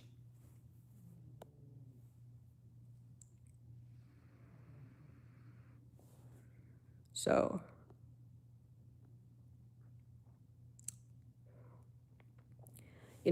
I fear, like, what I fear the most is my cats dying, because I fear my cats dying more than me dying, because when I'm dead, like I don't have to worry, like it doesn't matter, right? I'm just gonna be sleeping. But if my cats die, I have to live through that, you know? So that's what I really worry about, honestly. Like I'd rather like, you know, pass than like my cats die. And it would be easier because I don't have to live through this. And oh my God, I miss my cat so much. I don't have to go through any of that. As far as I'm concerned, if I pass first, my life's been perfect. I never lost a damn thing. I lived a perfect life, you know. But so yeah, and you know, obviously, hopefully, I'll be fine if anything ever happens, right? But you guys get what I'm saying. It's like, honestly, those are the things that I worry about. But you know what? I don't waste time thinking about it. I enjoy the time I have with them now. I actually used to have a habit of when I was a lot younger, like when I was a teenager with Molly. I used to worry like, oh my God, what if Molly dies? Like I love her so much, because like I loved that cat so much, but I understood that it was a, you know, when you love something a lot, it is a liability, you know. My eyes, did she give me a minute?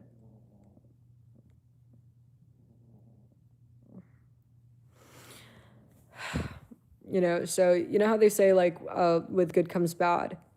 It's so true.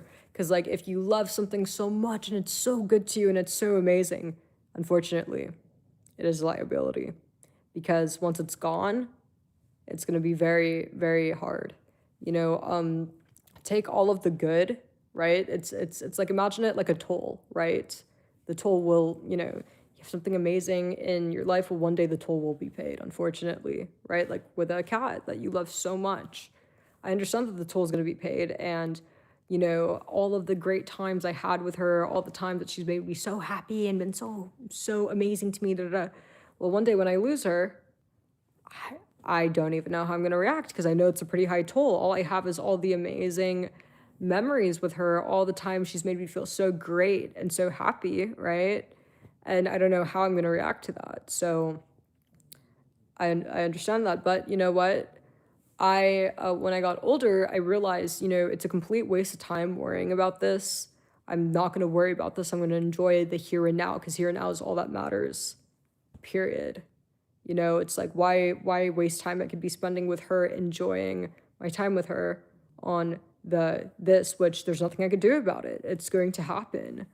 You know, people go through this. Many cats have lived in past.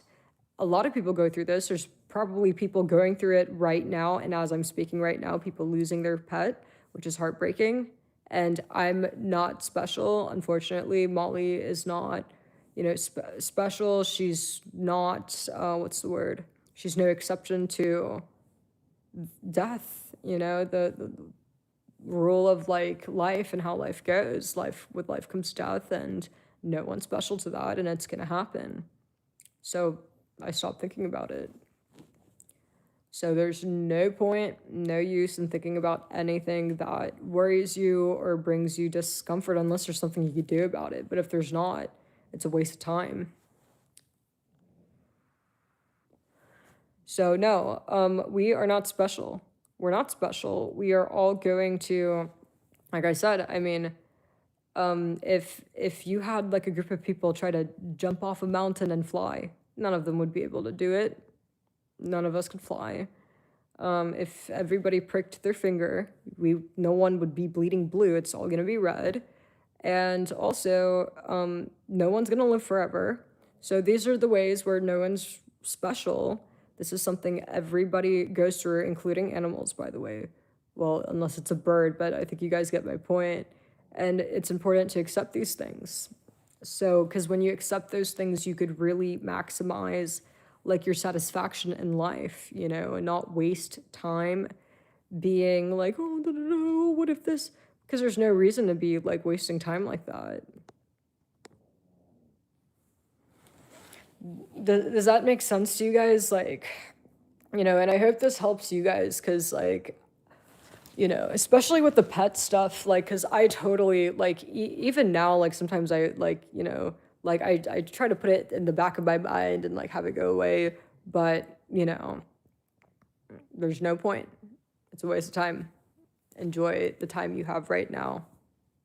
You know, never waste time worrying about things. Just enjoy it now. But yeah, I do love my cats so much. This is Molly. Ooh. This is Molly. This is the very special one.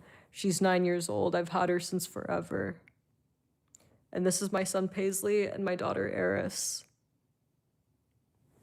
But yeah, this one's the love of my life. If anything happened to her, like, I don't even know how I'd react, but no point. Don't think about it. So but yeah, I love her so much. She's so amazing. She is so sweet, so loving. I've literally had her for forever. So yeah, these are my kids. They are the love of my life, my best friends, my everything, my world. So I'm a proud cat lady.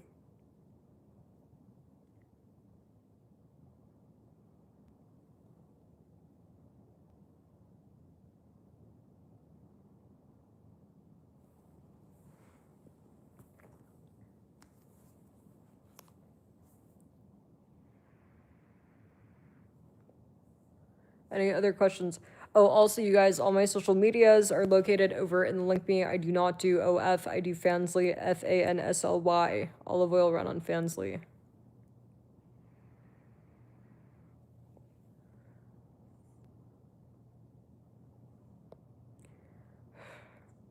Yeah, dude, like, it's crazy, but it's like animals are the best. They really are. People, I don't like most people, I don't like so much, but animals, man, they're the best.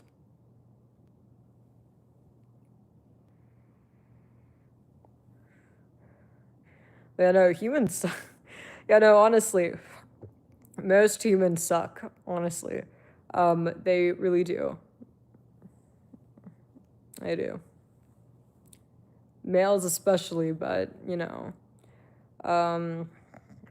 I think males are the most destructive and biggest, what's the word? Burden to society, no doubt. But no, like, I think, like, dishonesty, fucking lack of integrity, selfishness, like, no, this is, like, a human thing, honestly. Jealousy, more so males, but, you know, generally speaking, I mean, yeah.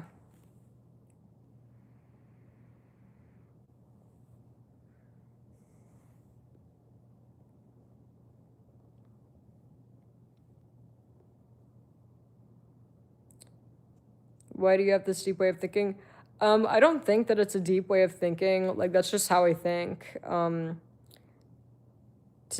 me, it feels pretty surface level, honestly. Like, it feels like 1 + 1 = 2. I mean, it's not very deep. I think that, I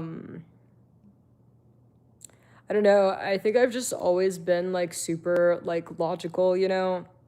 Yeah, ever since I was really little, I've always been very, like, you know, I just have, like, a very logical brain, you know? But yeah, no, I've always been like this. Always.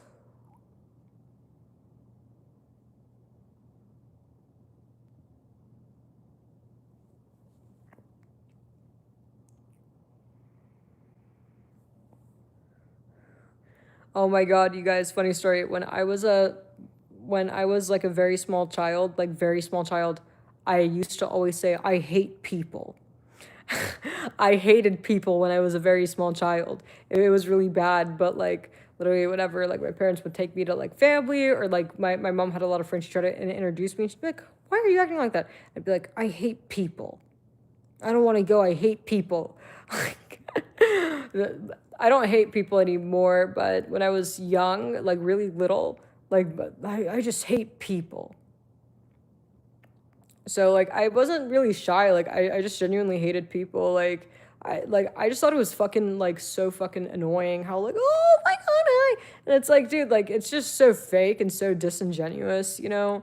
And I just got really like annoyed with that. It's like, oh, what? So like I have to fucking play into this charade?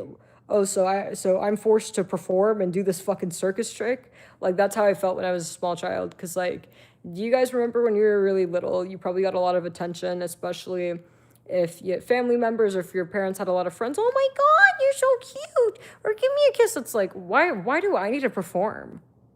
Because you're performing. You know, like why why do I have to do something that I don't want to do just because you're doing it? Like that's just kind of how I saw it, and that's why I, just I hate people. I literally I dreaded any kind of like, oh, like meeting my mom's friends or like family, because like, dude, I don't want to do all that. You guys get what I mean? Yeah, comment if you guys relate to that.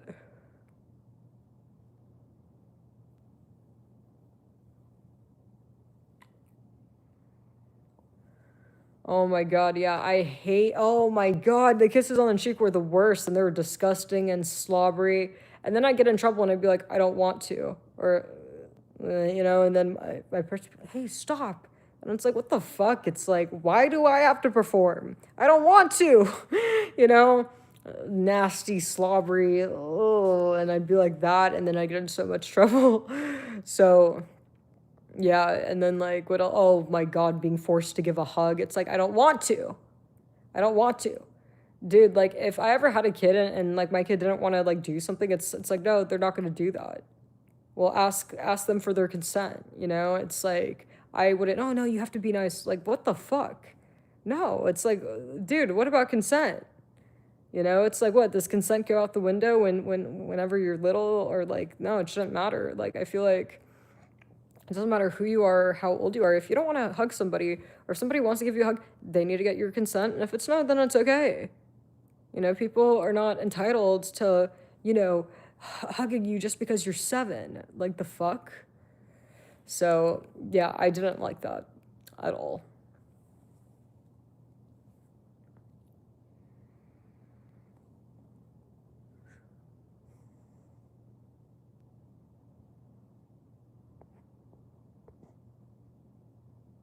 Wait, who said they'd rather starve in their room? Oh my god! Somebody said they'd starve in the room if they were a guest. Oh my god. I didn't starve in my room. Like so I love to eat. Like I've always I have never been the type that like skipped any meals. I love eating. But so what I do is I'd bring the food in my room, or can I eat in my room? So no, I never starve.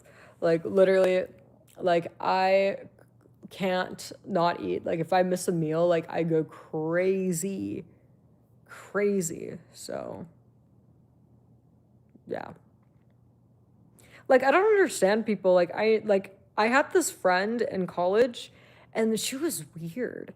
But she would like not eat. And like I remember we hung out for a day. I'm like, yo, like, and I was the only one eating. I'm like, yo, are you not gonna like eat? She's like, oh no, I'm fine. I'm like, okay. And then, we hung out morning and she's not eating, and then afternoon I'm like, yo, like, hey, you didn't eat all day. Like, how do you do that? She's like, oh no, I'm just gonna go home and eat, and like, or I'll eat when I'm home. And I'm like, well, why don't you eat here? This food's better. We were literally at a restaurant and she was the only one not eating. I'm like, well, this food's better. Like, what the fuck? Like, why would you want to eat at home? And she's like, oh, well, at home, like, I just like to cook really healthy and like, fish and rice. I'm like, ugh. Like, imagine starving all day just to like go home and eat fish and rice. It's just fucking ridiculous. And it's like, you're here at a restaurant, you could be eating like, and the food was good, like actually like good food made for you, but it's like what? Like I just don't understand people that do that, or like people that skip meals. Like why do you guys do that?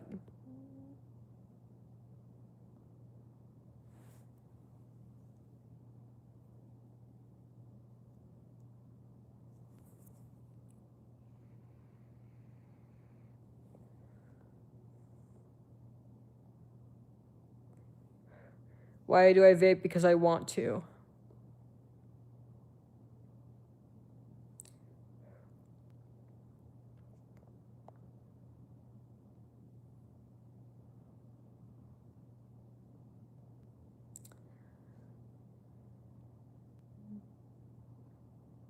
You didn't like other kids playing games, but oh, I was that rough kid.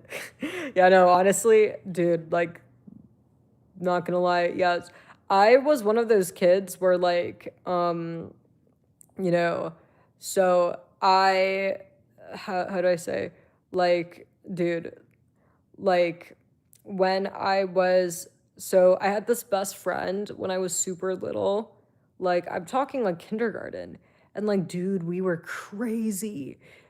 He so this best friend was a male and we were literally crazy. Like we would like act like crackheads at school and like I'd always go to his house and like what we do, dude, honestly, dude, I don't know how his mom like tolerated this, but we'd do crazy things like, oh, we are gonna be chefs, and then we'd make a mess in his kitchen, and oh, we're gonna garden. And his parents were fucking rich. They had like a gardening stuff and everything. I went to a private school at this time, and so we'd like cut the random plants. And this is a really expensive garden, just so you guys know. Like this was like there was like a gardening what's it called, house with shed, and we just cut random plants. And then like we'd like and he had like this aquarium, and we'd like kill the fit, like dude, like literally kindergartners, we're killing animals, cutting plants, destroying the house. Oh my god. And like one time I actually got in a lot of trouble. Well, the mom never said a word to me. Like I just remember like and in her face there'd be tears in her eye. I actually remember that. And but she wouldn't say anything to me. She'd just tell my mom. And like I don't really think my parents like said much. I don't remember. But no, I was crazy when I was little. I was the crazy one. I swear to God, yeah. No, I was crazy. Also, when I was little, I was really tall. I was very tall for my age. Like my dad is like 6'4", something like that, and like I was super tall for my age. So I was strong enough to beat up males. So I'd literally beat or fight anybody that pissed me off. So I was honestly kind of a when I was really little, yeah, I was a bully, yeah. If somebody did something I didn't like, or like, oh, also what I do is because I knew I was like stronger than everyone, I'd ask to arm wrestle people, well, mainly males, and then I'd purposely like fuck them up, or I'd like, so one, I'm already stronger than them, but then I'd like twist their arm, or I'd like fucking like do this thing where I'd like twist the wrist or sink nails into their hand, just to be an asshole about it. So and like I did a lot, so when I was really little, I was that rough kid, but also I was the kind of kid where like, oh my God, like so my teachers loved me and they thought that I was an angel, and I kind of even did this in college, like where like, oh, like you marked me as absent, but I was here, and I'm lying, but you guys get what I'm saying, or oh, I couldn't do the extra credit.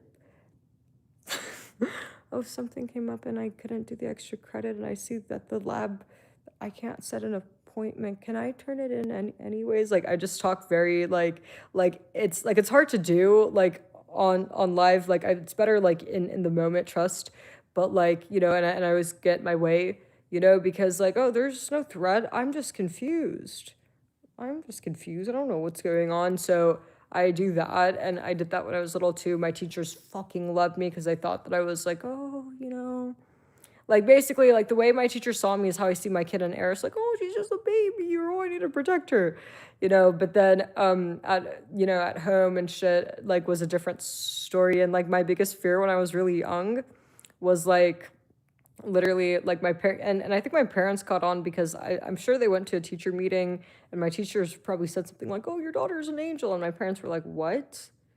This girl's a terrorist, so but because they started to threaten me, oh, if you don't stop, I'm gonna tell your teacher, and I'd be like, no.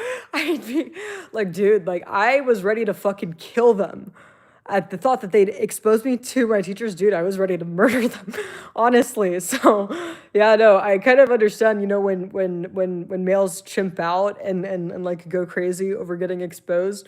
Yeah, I kind of get that back when I was 6. Cause yeah, no, I know the feeling.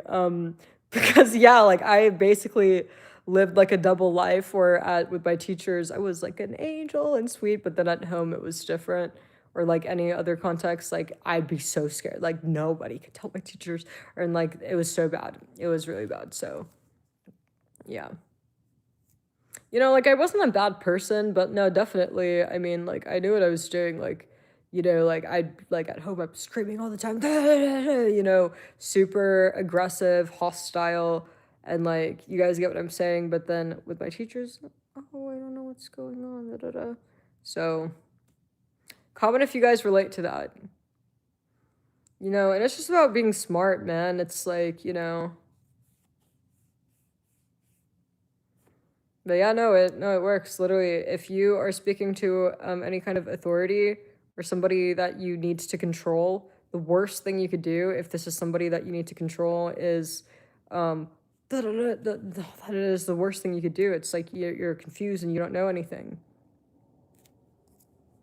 Like that's it, you know? And if that doesn't work, then you fucking like lay low. But I've never had it not work. Usually the confused and I don't know anything works all the time. So yeah, teachers, really only teachers, honestly. Or like law enforcement. Teachers are law enforcement, but for the most part, teachers. I can't tell you guys how many times, like, literally, oh my God, like, not too long ago, or like back when I was in college, my senior year, like, I had like a 87 or something. I needed the extra credit to get an A. And I totally didn't do it just off of being lazy. And I was streaming on YouTube and shit. And I waited till the last minute. The extra credit, you had to set an appointment at a lab. And I waited to the last minute. And I was going to set it on the last day available, but it was raining. It was storming and I didn't want to walk in that. So I was like, you know what? I'm not going to do this. I'm not going to walk in this. I'm just going to, you know, pull my, you know, do my thing. And, you know, I'm sure there's going to be an exception made.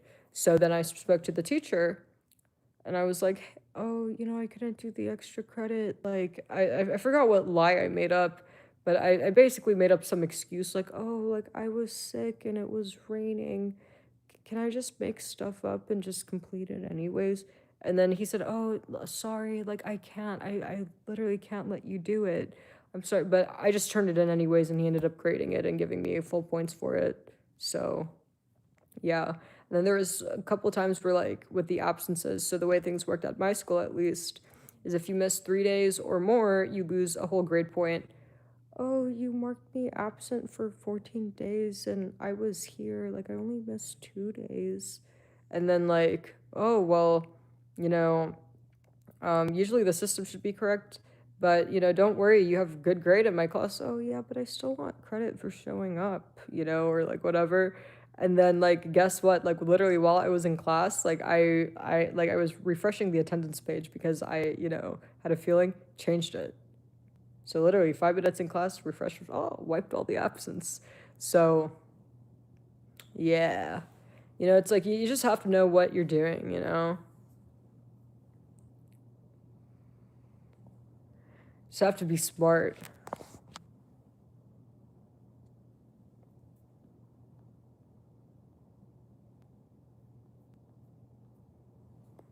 Yes, I do play the piano.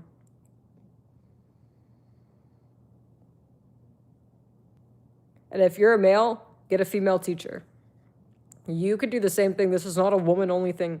If you're a male in college, literally make sure you always have you have a female teacher, and you need to be like, oh, you know, I don't know anything. Like, she'll do it for you. But make sure you look nice. You know, make sure like not in that way, but you know, you just like what I mean by look nice is like, you know,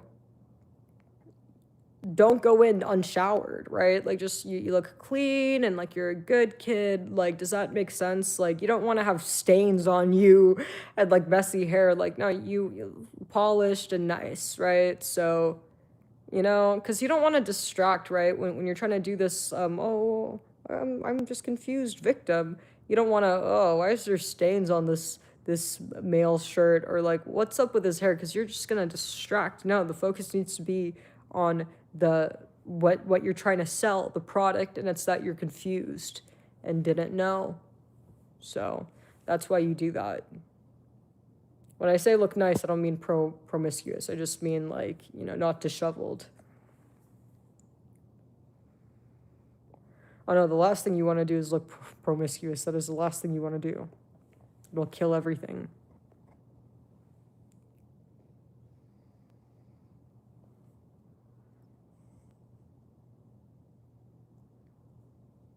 So, because like the point is, it's like you want to activate the opposite sex's maternal, what's it called? All humans have a maternal instinct, including males. Seriously, males do have a strong maternal instinct, just like women. You just need a, you know, does that make sense? So, confused.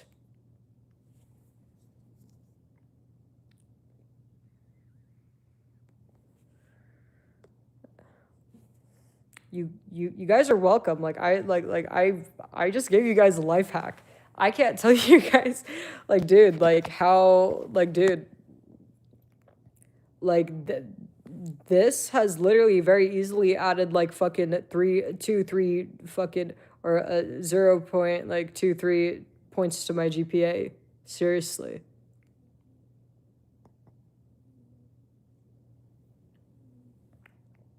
Like I don't know if like you're a male on a male professor will work or not. So I just recommend getting like I could guarantee you it'll work if it's a female professor, but I don't know if it because the male might you're full of shit, you know. So because you're too familiar. You're because if a male too familiar like with a yeah I haven't even like yeah because I don't think like if I did that act like with another female teacher I don't think she'll buy it like oh no you're too familiar you're full of shit so I'm pretty sure it does need to be the opposite sex.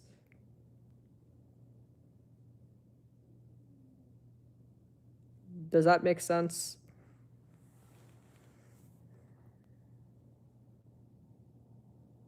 Who the fuck is that? I don't even know who that is. Ugh.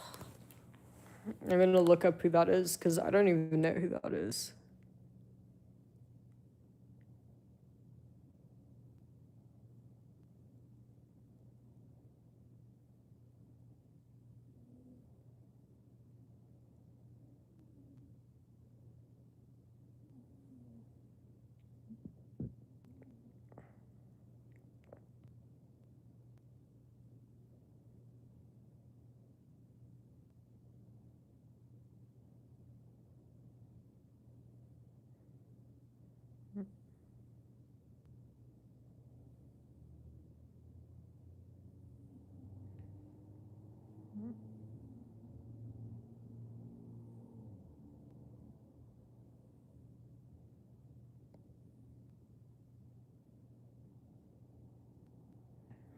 I don't see anywhere where it says that.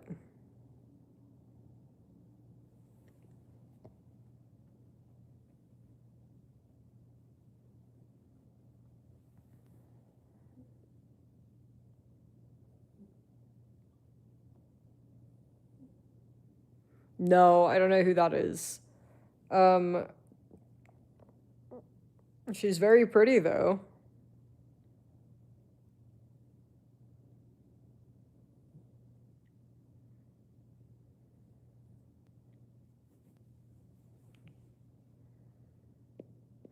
I just don't watch a lot of movies.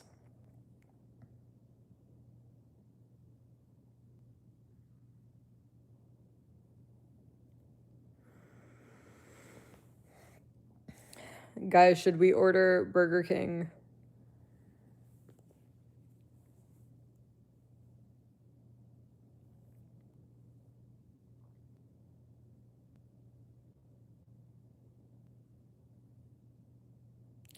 Let's see.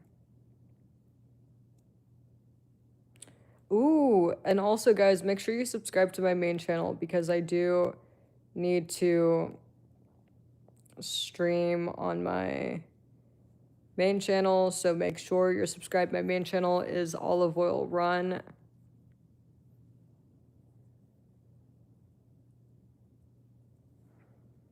Burger King, yeah, should we get Burger King? Like, because I don't feel like making anything, and like, I'm kind of Taco Bell or Burger King, guys. Which one? I haven't had Taco Bell in a while, but the last time I had Taco Bell, like, it was not good. It sucks. It's like the quality of your food just totally depends on like the crew, whatever the crew, whether it's a shitty crew or not. So I honestly hope that AI replaces like dude, when it comes to the fast food industry, please Please replace them with robots because I'm tired of inconsistent quality. Honestly, also it'll be a net positive, good for your health too. So, yep, can't wait for that. Ooh, what is this? Oh, never mind on that one. I also like Wendy's too. I like Burger King. Oh, I love Burger King and Wendy's. And why do you guys keep, I've seen a few comments like, oh, you're Asmongold. No, I'm not. I look nothing like that and I'm pretty sure Asmongold's a misogynistic retard. So, yeah, I don't really see the, what you guys are talking about. I don't see the, correlation here. Like, how am I like Asmongold? I'm not an incel. I'm not a misogynist, and I don't have fucking fucked up teeth. I don't look like a beaver. Like, I don't get it. But no, yeah, isn't that guy an incel? Like, I'm not very familiar with his content, but I'm pretty sure. I'm pretty sure.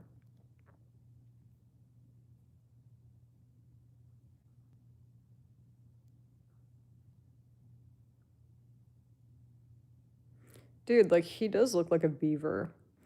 And it's so crazy, all that money and you can't get braces. It's like there's no way that your teeth, like, that's comfortable. Like, dude, honestly, like, the fact that dudes like Asmongold exists, like, you guys, like, he's making a lot of money, like, for sure. Like, that guy has more than 1 million in the bank. I promise you guys that, right? I don't know how many millies, but definitely 1 million plus. But yet chooses to live like that and look like that. That just kind of like speaks to like the male nature. There's a lot of males and their true nature are just caveman. They just want to roll around in their own filth like pigs, or be nasty pigs. And it's like so cringe. It's like males just like being cavemen.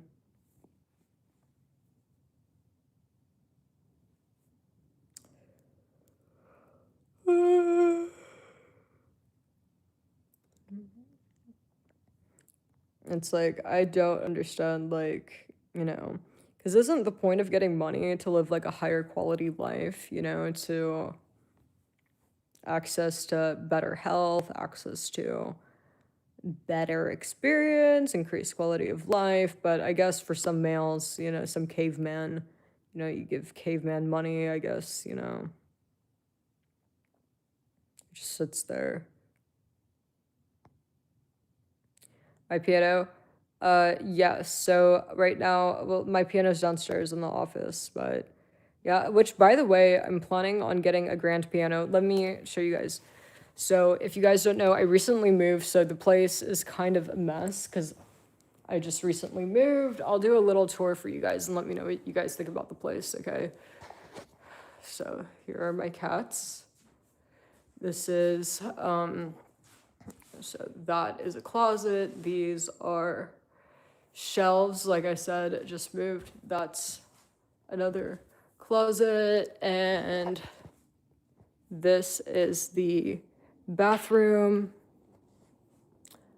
What was I gonna say? Yeah, so this is the bathroom. It's, like I said, boxes everywhere, which, by the way, comment, how long is it gonna take me to finish laundry? This is a office. Oh, and I got my little Fansly thing. Just so you guys know, I do not do OF, I do Fansly. Olive oil run on Fansly. So, oh wait, hold on. Master, office, and then room number 3, number 4. I'm not gonna take you guys into the rooms until my blinds are here. The blinds are gonna take a week. The windows are too big on those other 2 rooms. Like, I don't want to get doxxed, so. And then we have a bathroom. Yeah, this is just a bathroom. And then We have this as the, you know, it's so messy, dude, because I just moved. And then we have, oh, the balcony. So I'll show you guys the full thing. This is the kitchen area, balcony, and which, by the way, you guys let me know what color should I do. I've been thinking about, you know, we could either do, because like part of me likes, you know, like the black futuristic kind of look, you know, so we could do all black, or we could do pink, go Barbie. So, but I do love the sage green. Next,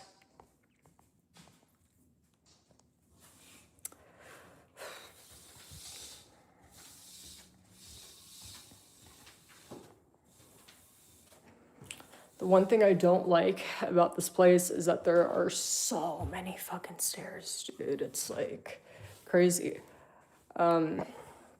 Next, this is gonna be office number 2. There's another balcony over there. And I just have my 3D printer, which, you know, I don't know what went wrong here. Yo, what the fuck? Dude, like, what the hell? Like, why is it like spaghettiing? Hold on, guys, give me 1 minute.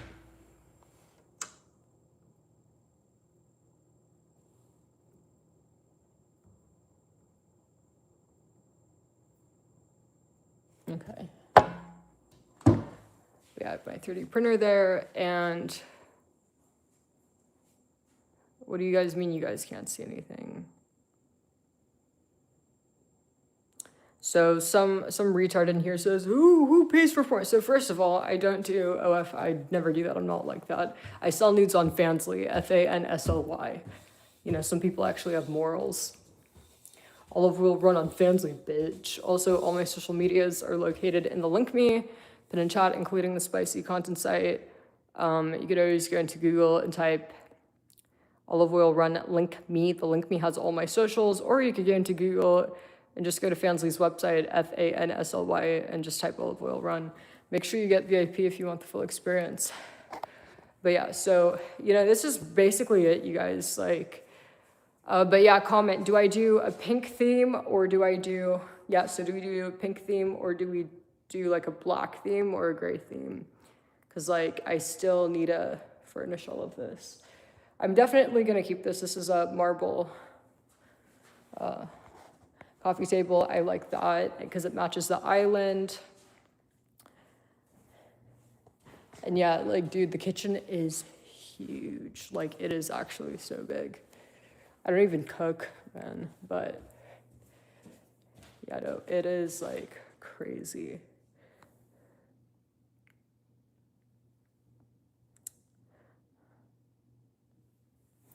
But yeah, no, I love it. You know, it's really nice. But yeah, black or pink? Do we go like, yeah, I'm really in between black or pink. Should we go like Barbie style, or do we do like a more like black futuristic? Because I like both, you know, like I like pink Barbie, it's super like dopamine, but I also like black. It's very, you know, I have ADHD, so it's very like calming, it's easy, right? So I like them both.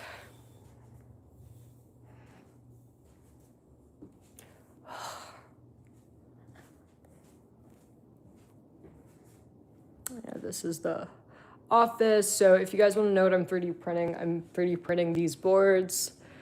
So all of this is, just so you guys know, all of this is 3D printed.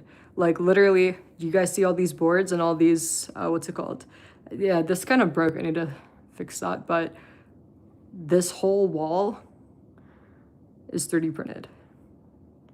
I forgot what they call it, but yeah, no, the only thing that I don't like about the 3D printer is that, the only thing that I don't like about the 3D printer, it takes so long. Like, it is, like, why does it take so long? There's no, like, what the fuck? There's no way, because I know in manufacturing, it doesn't take that long. What's this, you know?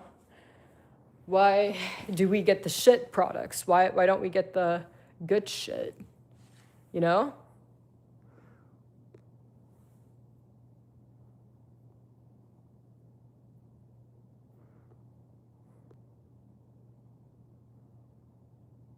But yeah, anyways, you guys let me know, what do you guys think I should do?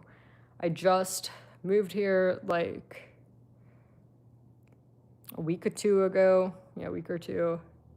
And it's just so much work, man. Oh yeah, and I have my TV here. And oh, something that I like a lot is one of my favorite things is this is a adjustable bed and it does massages. I didn't even know that they made these. Did you guys know that these existed? So it'll massage you, your back. This is the legs.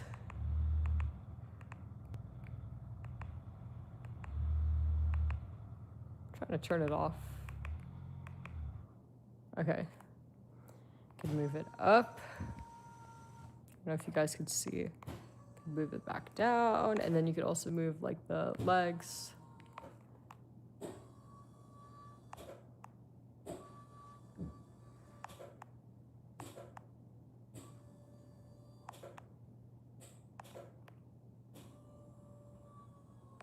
Yeah. So yeah, this is definitely, like I said, no clue that they made them. When I went to the mattress store, I saw this. I'm like, yo, what is this? I didn't know that you guys made this. So, because I was gonna get a new mattress, and I was gonna get a king, but it's like, I don't even sleep on the whole queen. So, but I do like this a lot.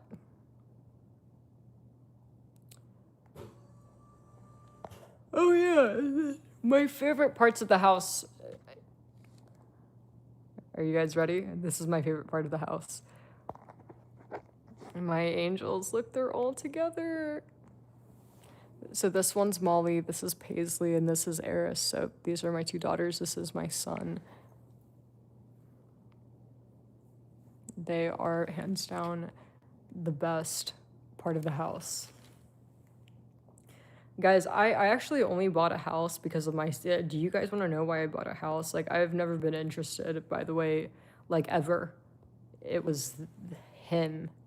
He's the one that, you know, because, like, initially when I got my son, like, he was beating everyone. He was beating his sisters. I was ready to fucking throw him away, honestly. I was ready. I was like, yeah, I'm not going to tolerate this. And but I kind of felt bad for him. I'm like, you know, it's kind of sad that, like, you know, he's had a hard life, and, you know, I just need to have a basement. I just need to put him in a basement, you know. And so he was being so bad. I was like, you know, I'll get a basement. He'll go in the basement. It's okay. But by the time I bought the house, he's good now. Look at how amazing he is now. Look at how good my son is. Like, damn, it's like, I'm like a really good mom, honestly. Like, my son used to be a sick male. Like, dude, it was so bad. Like, I'd look into my son's eyes. I'm like, yo, this shit doesn't have a soul. He's a typical sick man. I didn't know cats were sick too, like human males. Violent, heartless, soulless. Like, literally, I felt like he was soulless, honestly. But then, literally, you know, I just disciplined him and I just raised him. And now he's amazing. He's so loving and so sweet. So, yeah, so pretty much deep down, like underneath all that disgusting man behavior, he was just a sweet baby. He was just confused. So, I do love him a lot. He is my most affectionate cat. He's so loving. Oh my god, we probably yeah, yo, I spent the most time with my son cuz you know, he follows me around. Like during the daytime he likes to follow me, and if I'm laying in bed, he'll like come onto my belly and just like lay with me and start purring. So no, he's so sweet and I love him a lot. Most affectionate son. Very sweet. And he's good to his sisters too. So, yeah. I almost threw him away.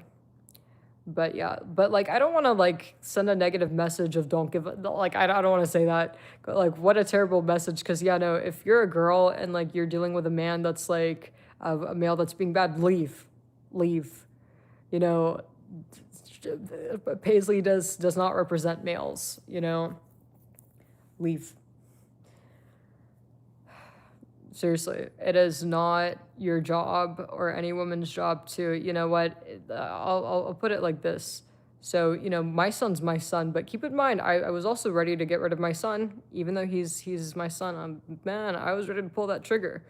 So that's one. But then two, when it comes to a male that's not your son, you know what, if his mom couldn't do it, what makes you think you could do it? That's all I gotta say.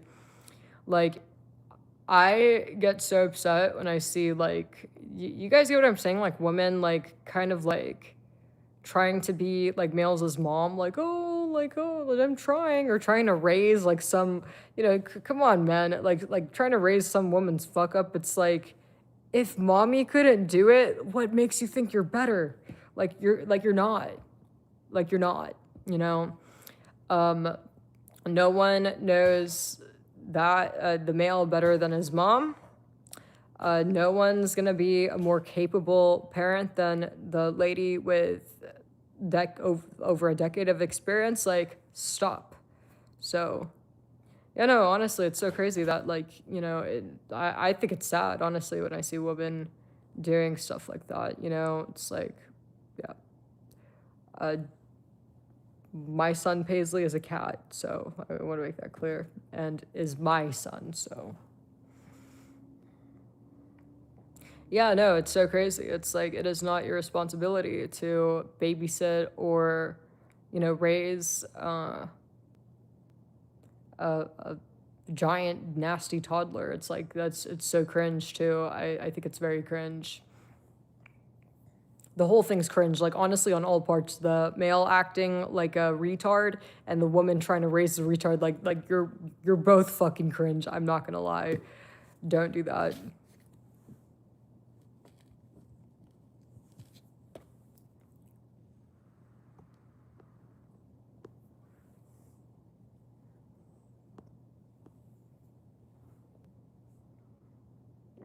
Let's try to, like, honestly, it's just cringe, really, like, on all parts. It's like, on the guy's part, it's like, yo, the guy, like, you're a loser, and the girl, you're kind of a loser too, because girl, like, you're a woman. Like, why are you degrading yourself like that, you know? Like, raising somebody else's, you know, obviously failed you know, and especially like if it's an adult, right? Usually it's an adult, right? Women are trying to, oh, I could fix him. It's like, yo, like this is like you're both losers. Actually, I just realized the guy's a loser for being a retard that like couldn't fucking like that his mom couldn't raise, and the girl's a loser for degrading herself like that, you know. So two losers on the pod, but obviously I have more empathy for the woman because it's like, you know, you're you shouldn't be doing this. Whether he changes or not, who cares? It's not your job. You know, you don't have to do this.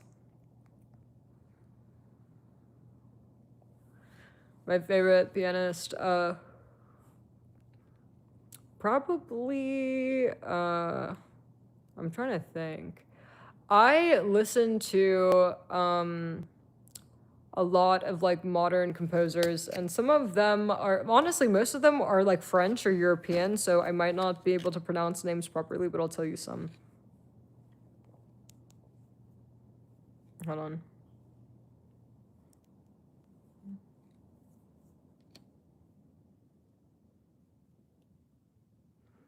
So you guys, literally, do you guys want to see my playlist? This is my playlist. I actually do listen to, this is what I listen to, like, personally, right? But Hakdo, Joshua Cayenne, Alampur, Pianora, Vantone, Gabriel Piano. Like, yeah, so Yannick Lowak, you guys see what I'm saying? It's like Olex, dude, I'm not even gonna try to pronounce that. So Yeah.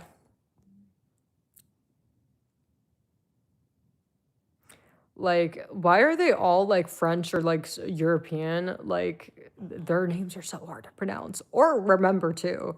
Like, I think this is why Beethoven's so famous. It's only because his name's easy to pronounce. Like that's it, honestly. Cause yeah, like Beethoven, like don't get me wrong, it's super impressive, right? Like the whole story. Oh, he's deaf and learned how to. It's very, very impressive. Don't get me wrong, but compared to the other composers, you don't have a fraction of the talent that, like, I mean, no offense, but you know, if you guys like, do you guys get what I'm saying? Like, if you've listened to like other composers and during that time, like, Beethoven's not that, like, it is impressive, right? Because he was deaf, but you're not that good, like face value, like putting the death being death aside, you're not that good, but everyone knows your name and who you are because your name's easy to pronounce and all these other good tricks, Slovakia, it's so hard to pronounce.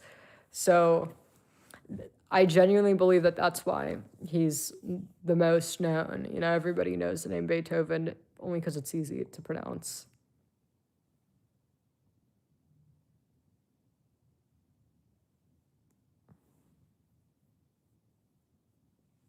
No.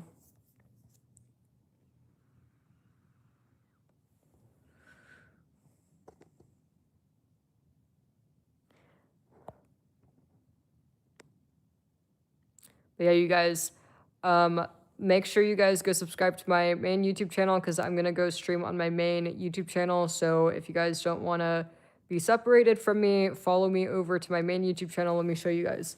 So what you're gonna do is you're gonna go over to my.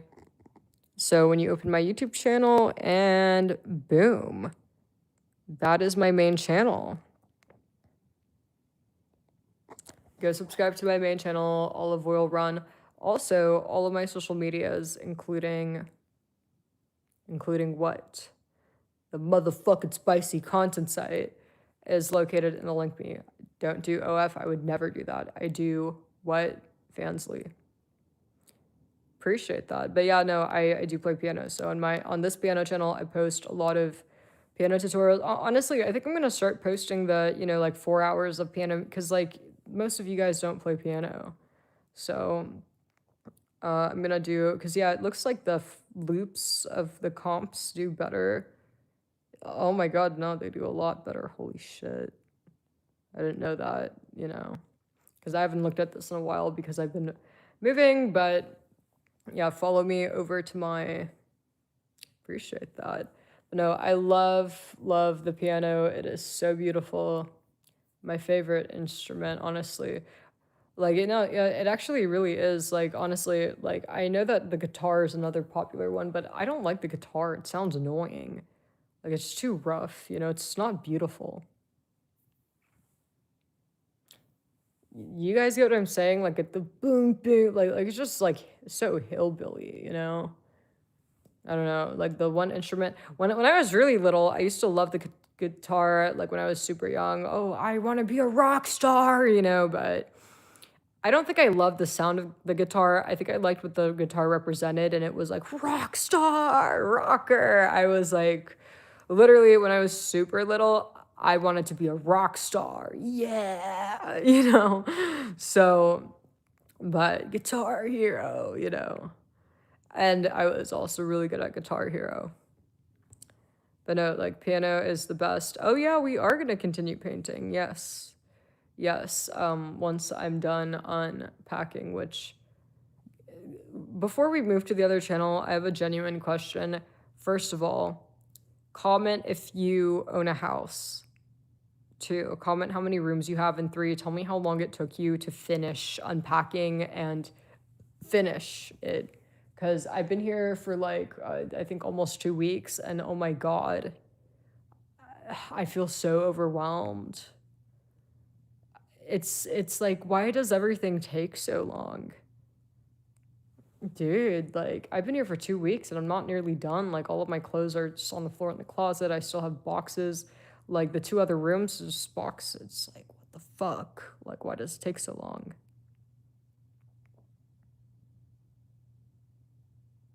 How long should it take me to finish like 5 rooms?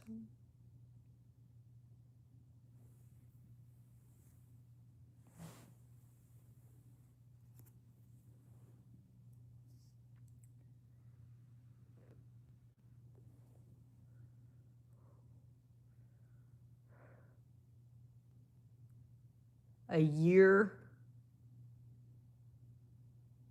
Man.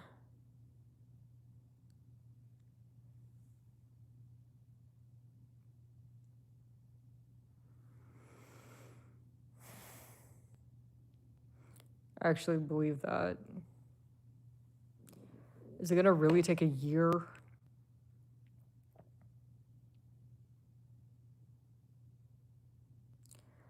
When it comes to unpacking, I can't hire anybody. Only I know where I want stuff. Like, I can't do that. Oh my god. Bruh. Okay. I do need a robot. Dude, when are those oh my god. Like, yeah, when do the robots come out? Oh, this is perfect. It's like, oh my god, maybe I could make one of the rooms the robot's room. Oh no, you guys, I have ADHD. I'm not organized.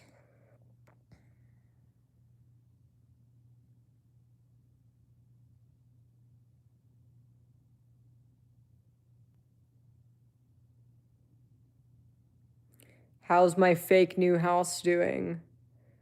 Fake new house. Yeah, I don't know about, man, I don't feel like getting up. So, fuck you, Harry, you jealous piece of shit. Yeah, no, I'm definitely in a fake house. So yeah, guys, I don't have a house. This is fake. It's not a real house. I'm still like totally like living in a fucking apartment. I'm just gonna show the kitchen. I'm not gonna go all the way down. It's too much work. Dude, it's like, oh my god, I'm like really dizzy. Wait. All right. Hi, bear. Hello. Look at this. Hello. I love you. She's so cute. But yeah, you guys, my house is fake. I never, no wonder. Okay. But yeah, the house is fake. I never bought a house. Yeah. I just moved into my mom's basement, just like you guys. This is totally not my house. I'm in a basement. This is just a green screen balcony. Like, there's totally not 5 bedrooms in this.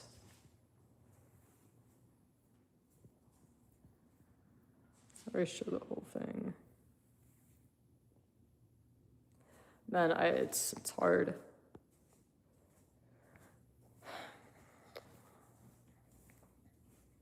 Hello.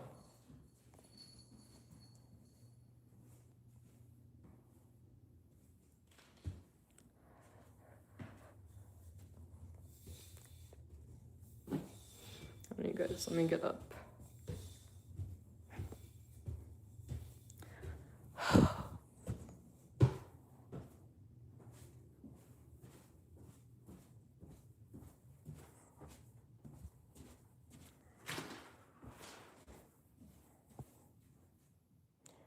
Let's play it out.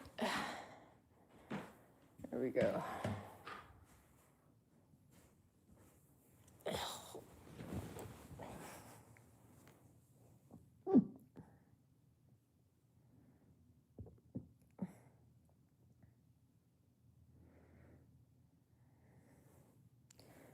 Get one of those. Well, I can't because there's multiple stories. Like, no, it's not like it's one staircase. It's like One room, one. No, dude, I literally couldn't even do that. You know, I might build an elevator. Like, I'm a little bit scared, honestly, of the. Because I feel like those are death traps. Oh my god. Like, and wouldn't that be slow? You know, can I put an an escalator. Yes, that's genius. Like, I just need an escalator. I'm gonna get an escalator. Yeah, that would be perfect. My Instagram says I'm a model. I don't think the Instagram says I'm a model. I don't think I have a bio in my Instagram.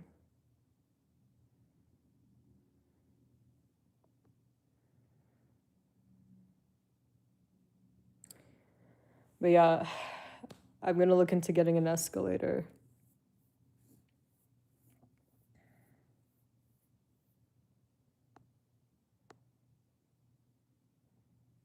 And Ada, you're about to get banned in escalator's genius. I don't feel comfortable going in an elevator. It's death trap. An escalator, it's perfect. So no, dude, it's like I can't imagine like an elevator, dude. Like fuck no. Absolutely not. No. An elevator in your house, like imagine that shit gets like stuck. What the fuck are you gonna do? Yeah, no, I don't want to have an elevator in my house.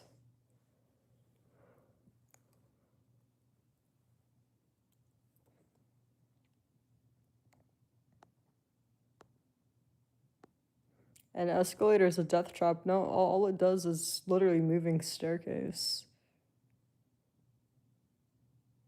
It's basically stairs that move. There's no death trap.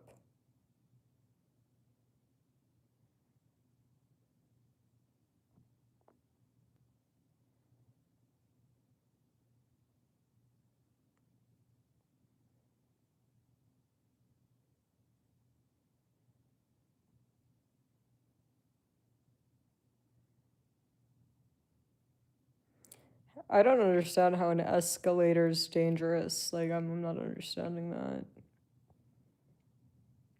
Yeah, I don't like elevators either. It's weird.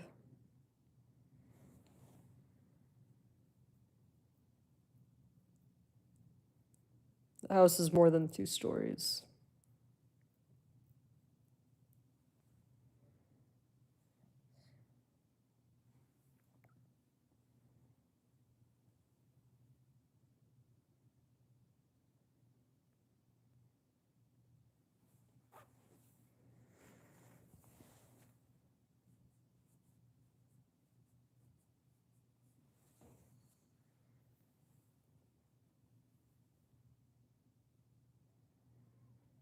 An escalator?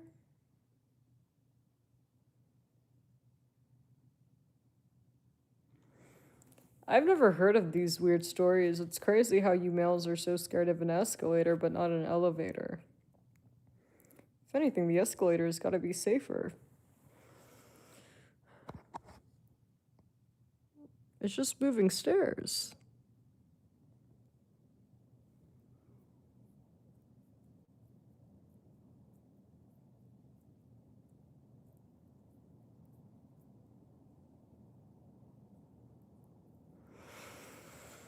Oh my god, I don't feel well. You guys, I guarantee you, if you look up the fatalities of escalator versus elevator, dude, I bet the escalator's safer. Maybe people don't like escalators or we don't use escalators as much because they probably cost more money. It's more electricity, right?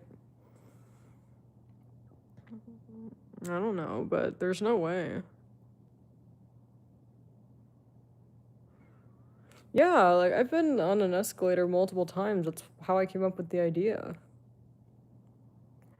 Oh shit, you're right, the cat. So fuck. Good thinking. I didn't even think of that. Yeah, okay, maybe we can't do an escalator. Well, I'll think about it. I have to look into it.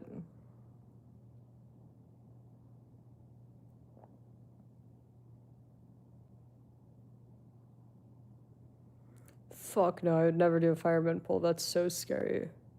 No. Nope, that would not be fun at all. That would be so scary. Yeah, let me know if you guys have any ideas. Like, I have so many stairs. So 1, it is multiple staircases. 2, it's more than 2 stories. Like, I don't like going up and down the stairs. It's too much. I don't like elevators. I don't feel comfortable.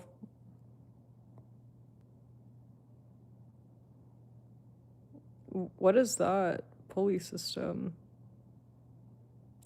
Get a slide. I like that idea. I like the slide. Oh yeah, that sounds fun.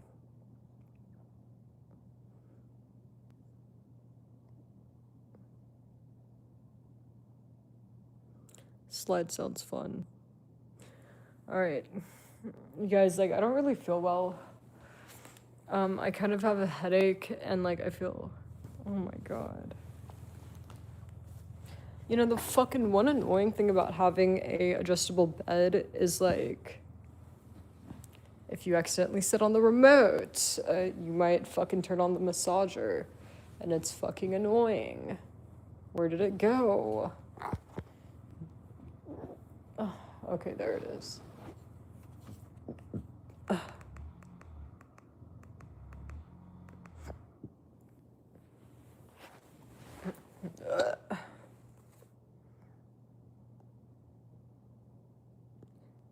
So yeah, and you guys could shut the fuck up about my diet and workout. I am way fucking thinner than all of you fucking fat, disgusting moids.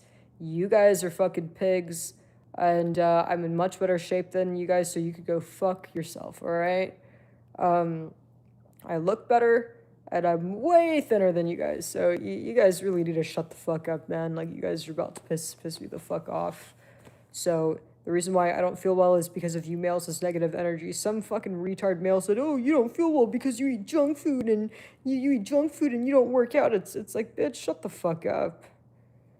You know, it's like, man, it's like, I guarantee you, man, I have fucking better, like, fucking, like, blood tests, better everything across the board. So it's obviously you guys' negative energy. Honestly, like, yeah, sometimes with me, like, I just need to eat. Like, sometimes, like, when I'm sick, I eat something, oh, I feel better and I'm strong again. But then, like, I never know, so. But, okay, let's look at what's available. Like, I hate ordering food so late because there's nothing open. Nothing, but let's get something. Oh, maybe we should move. Guys, let's go to my main channel. So, okay, guys, come follow me to my main channel. Let's go ahead and move before I forget. Olive Oil Run is my main channel. All right, I'm gonna move right now. Everybody follow me.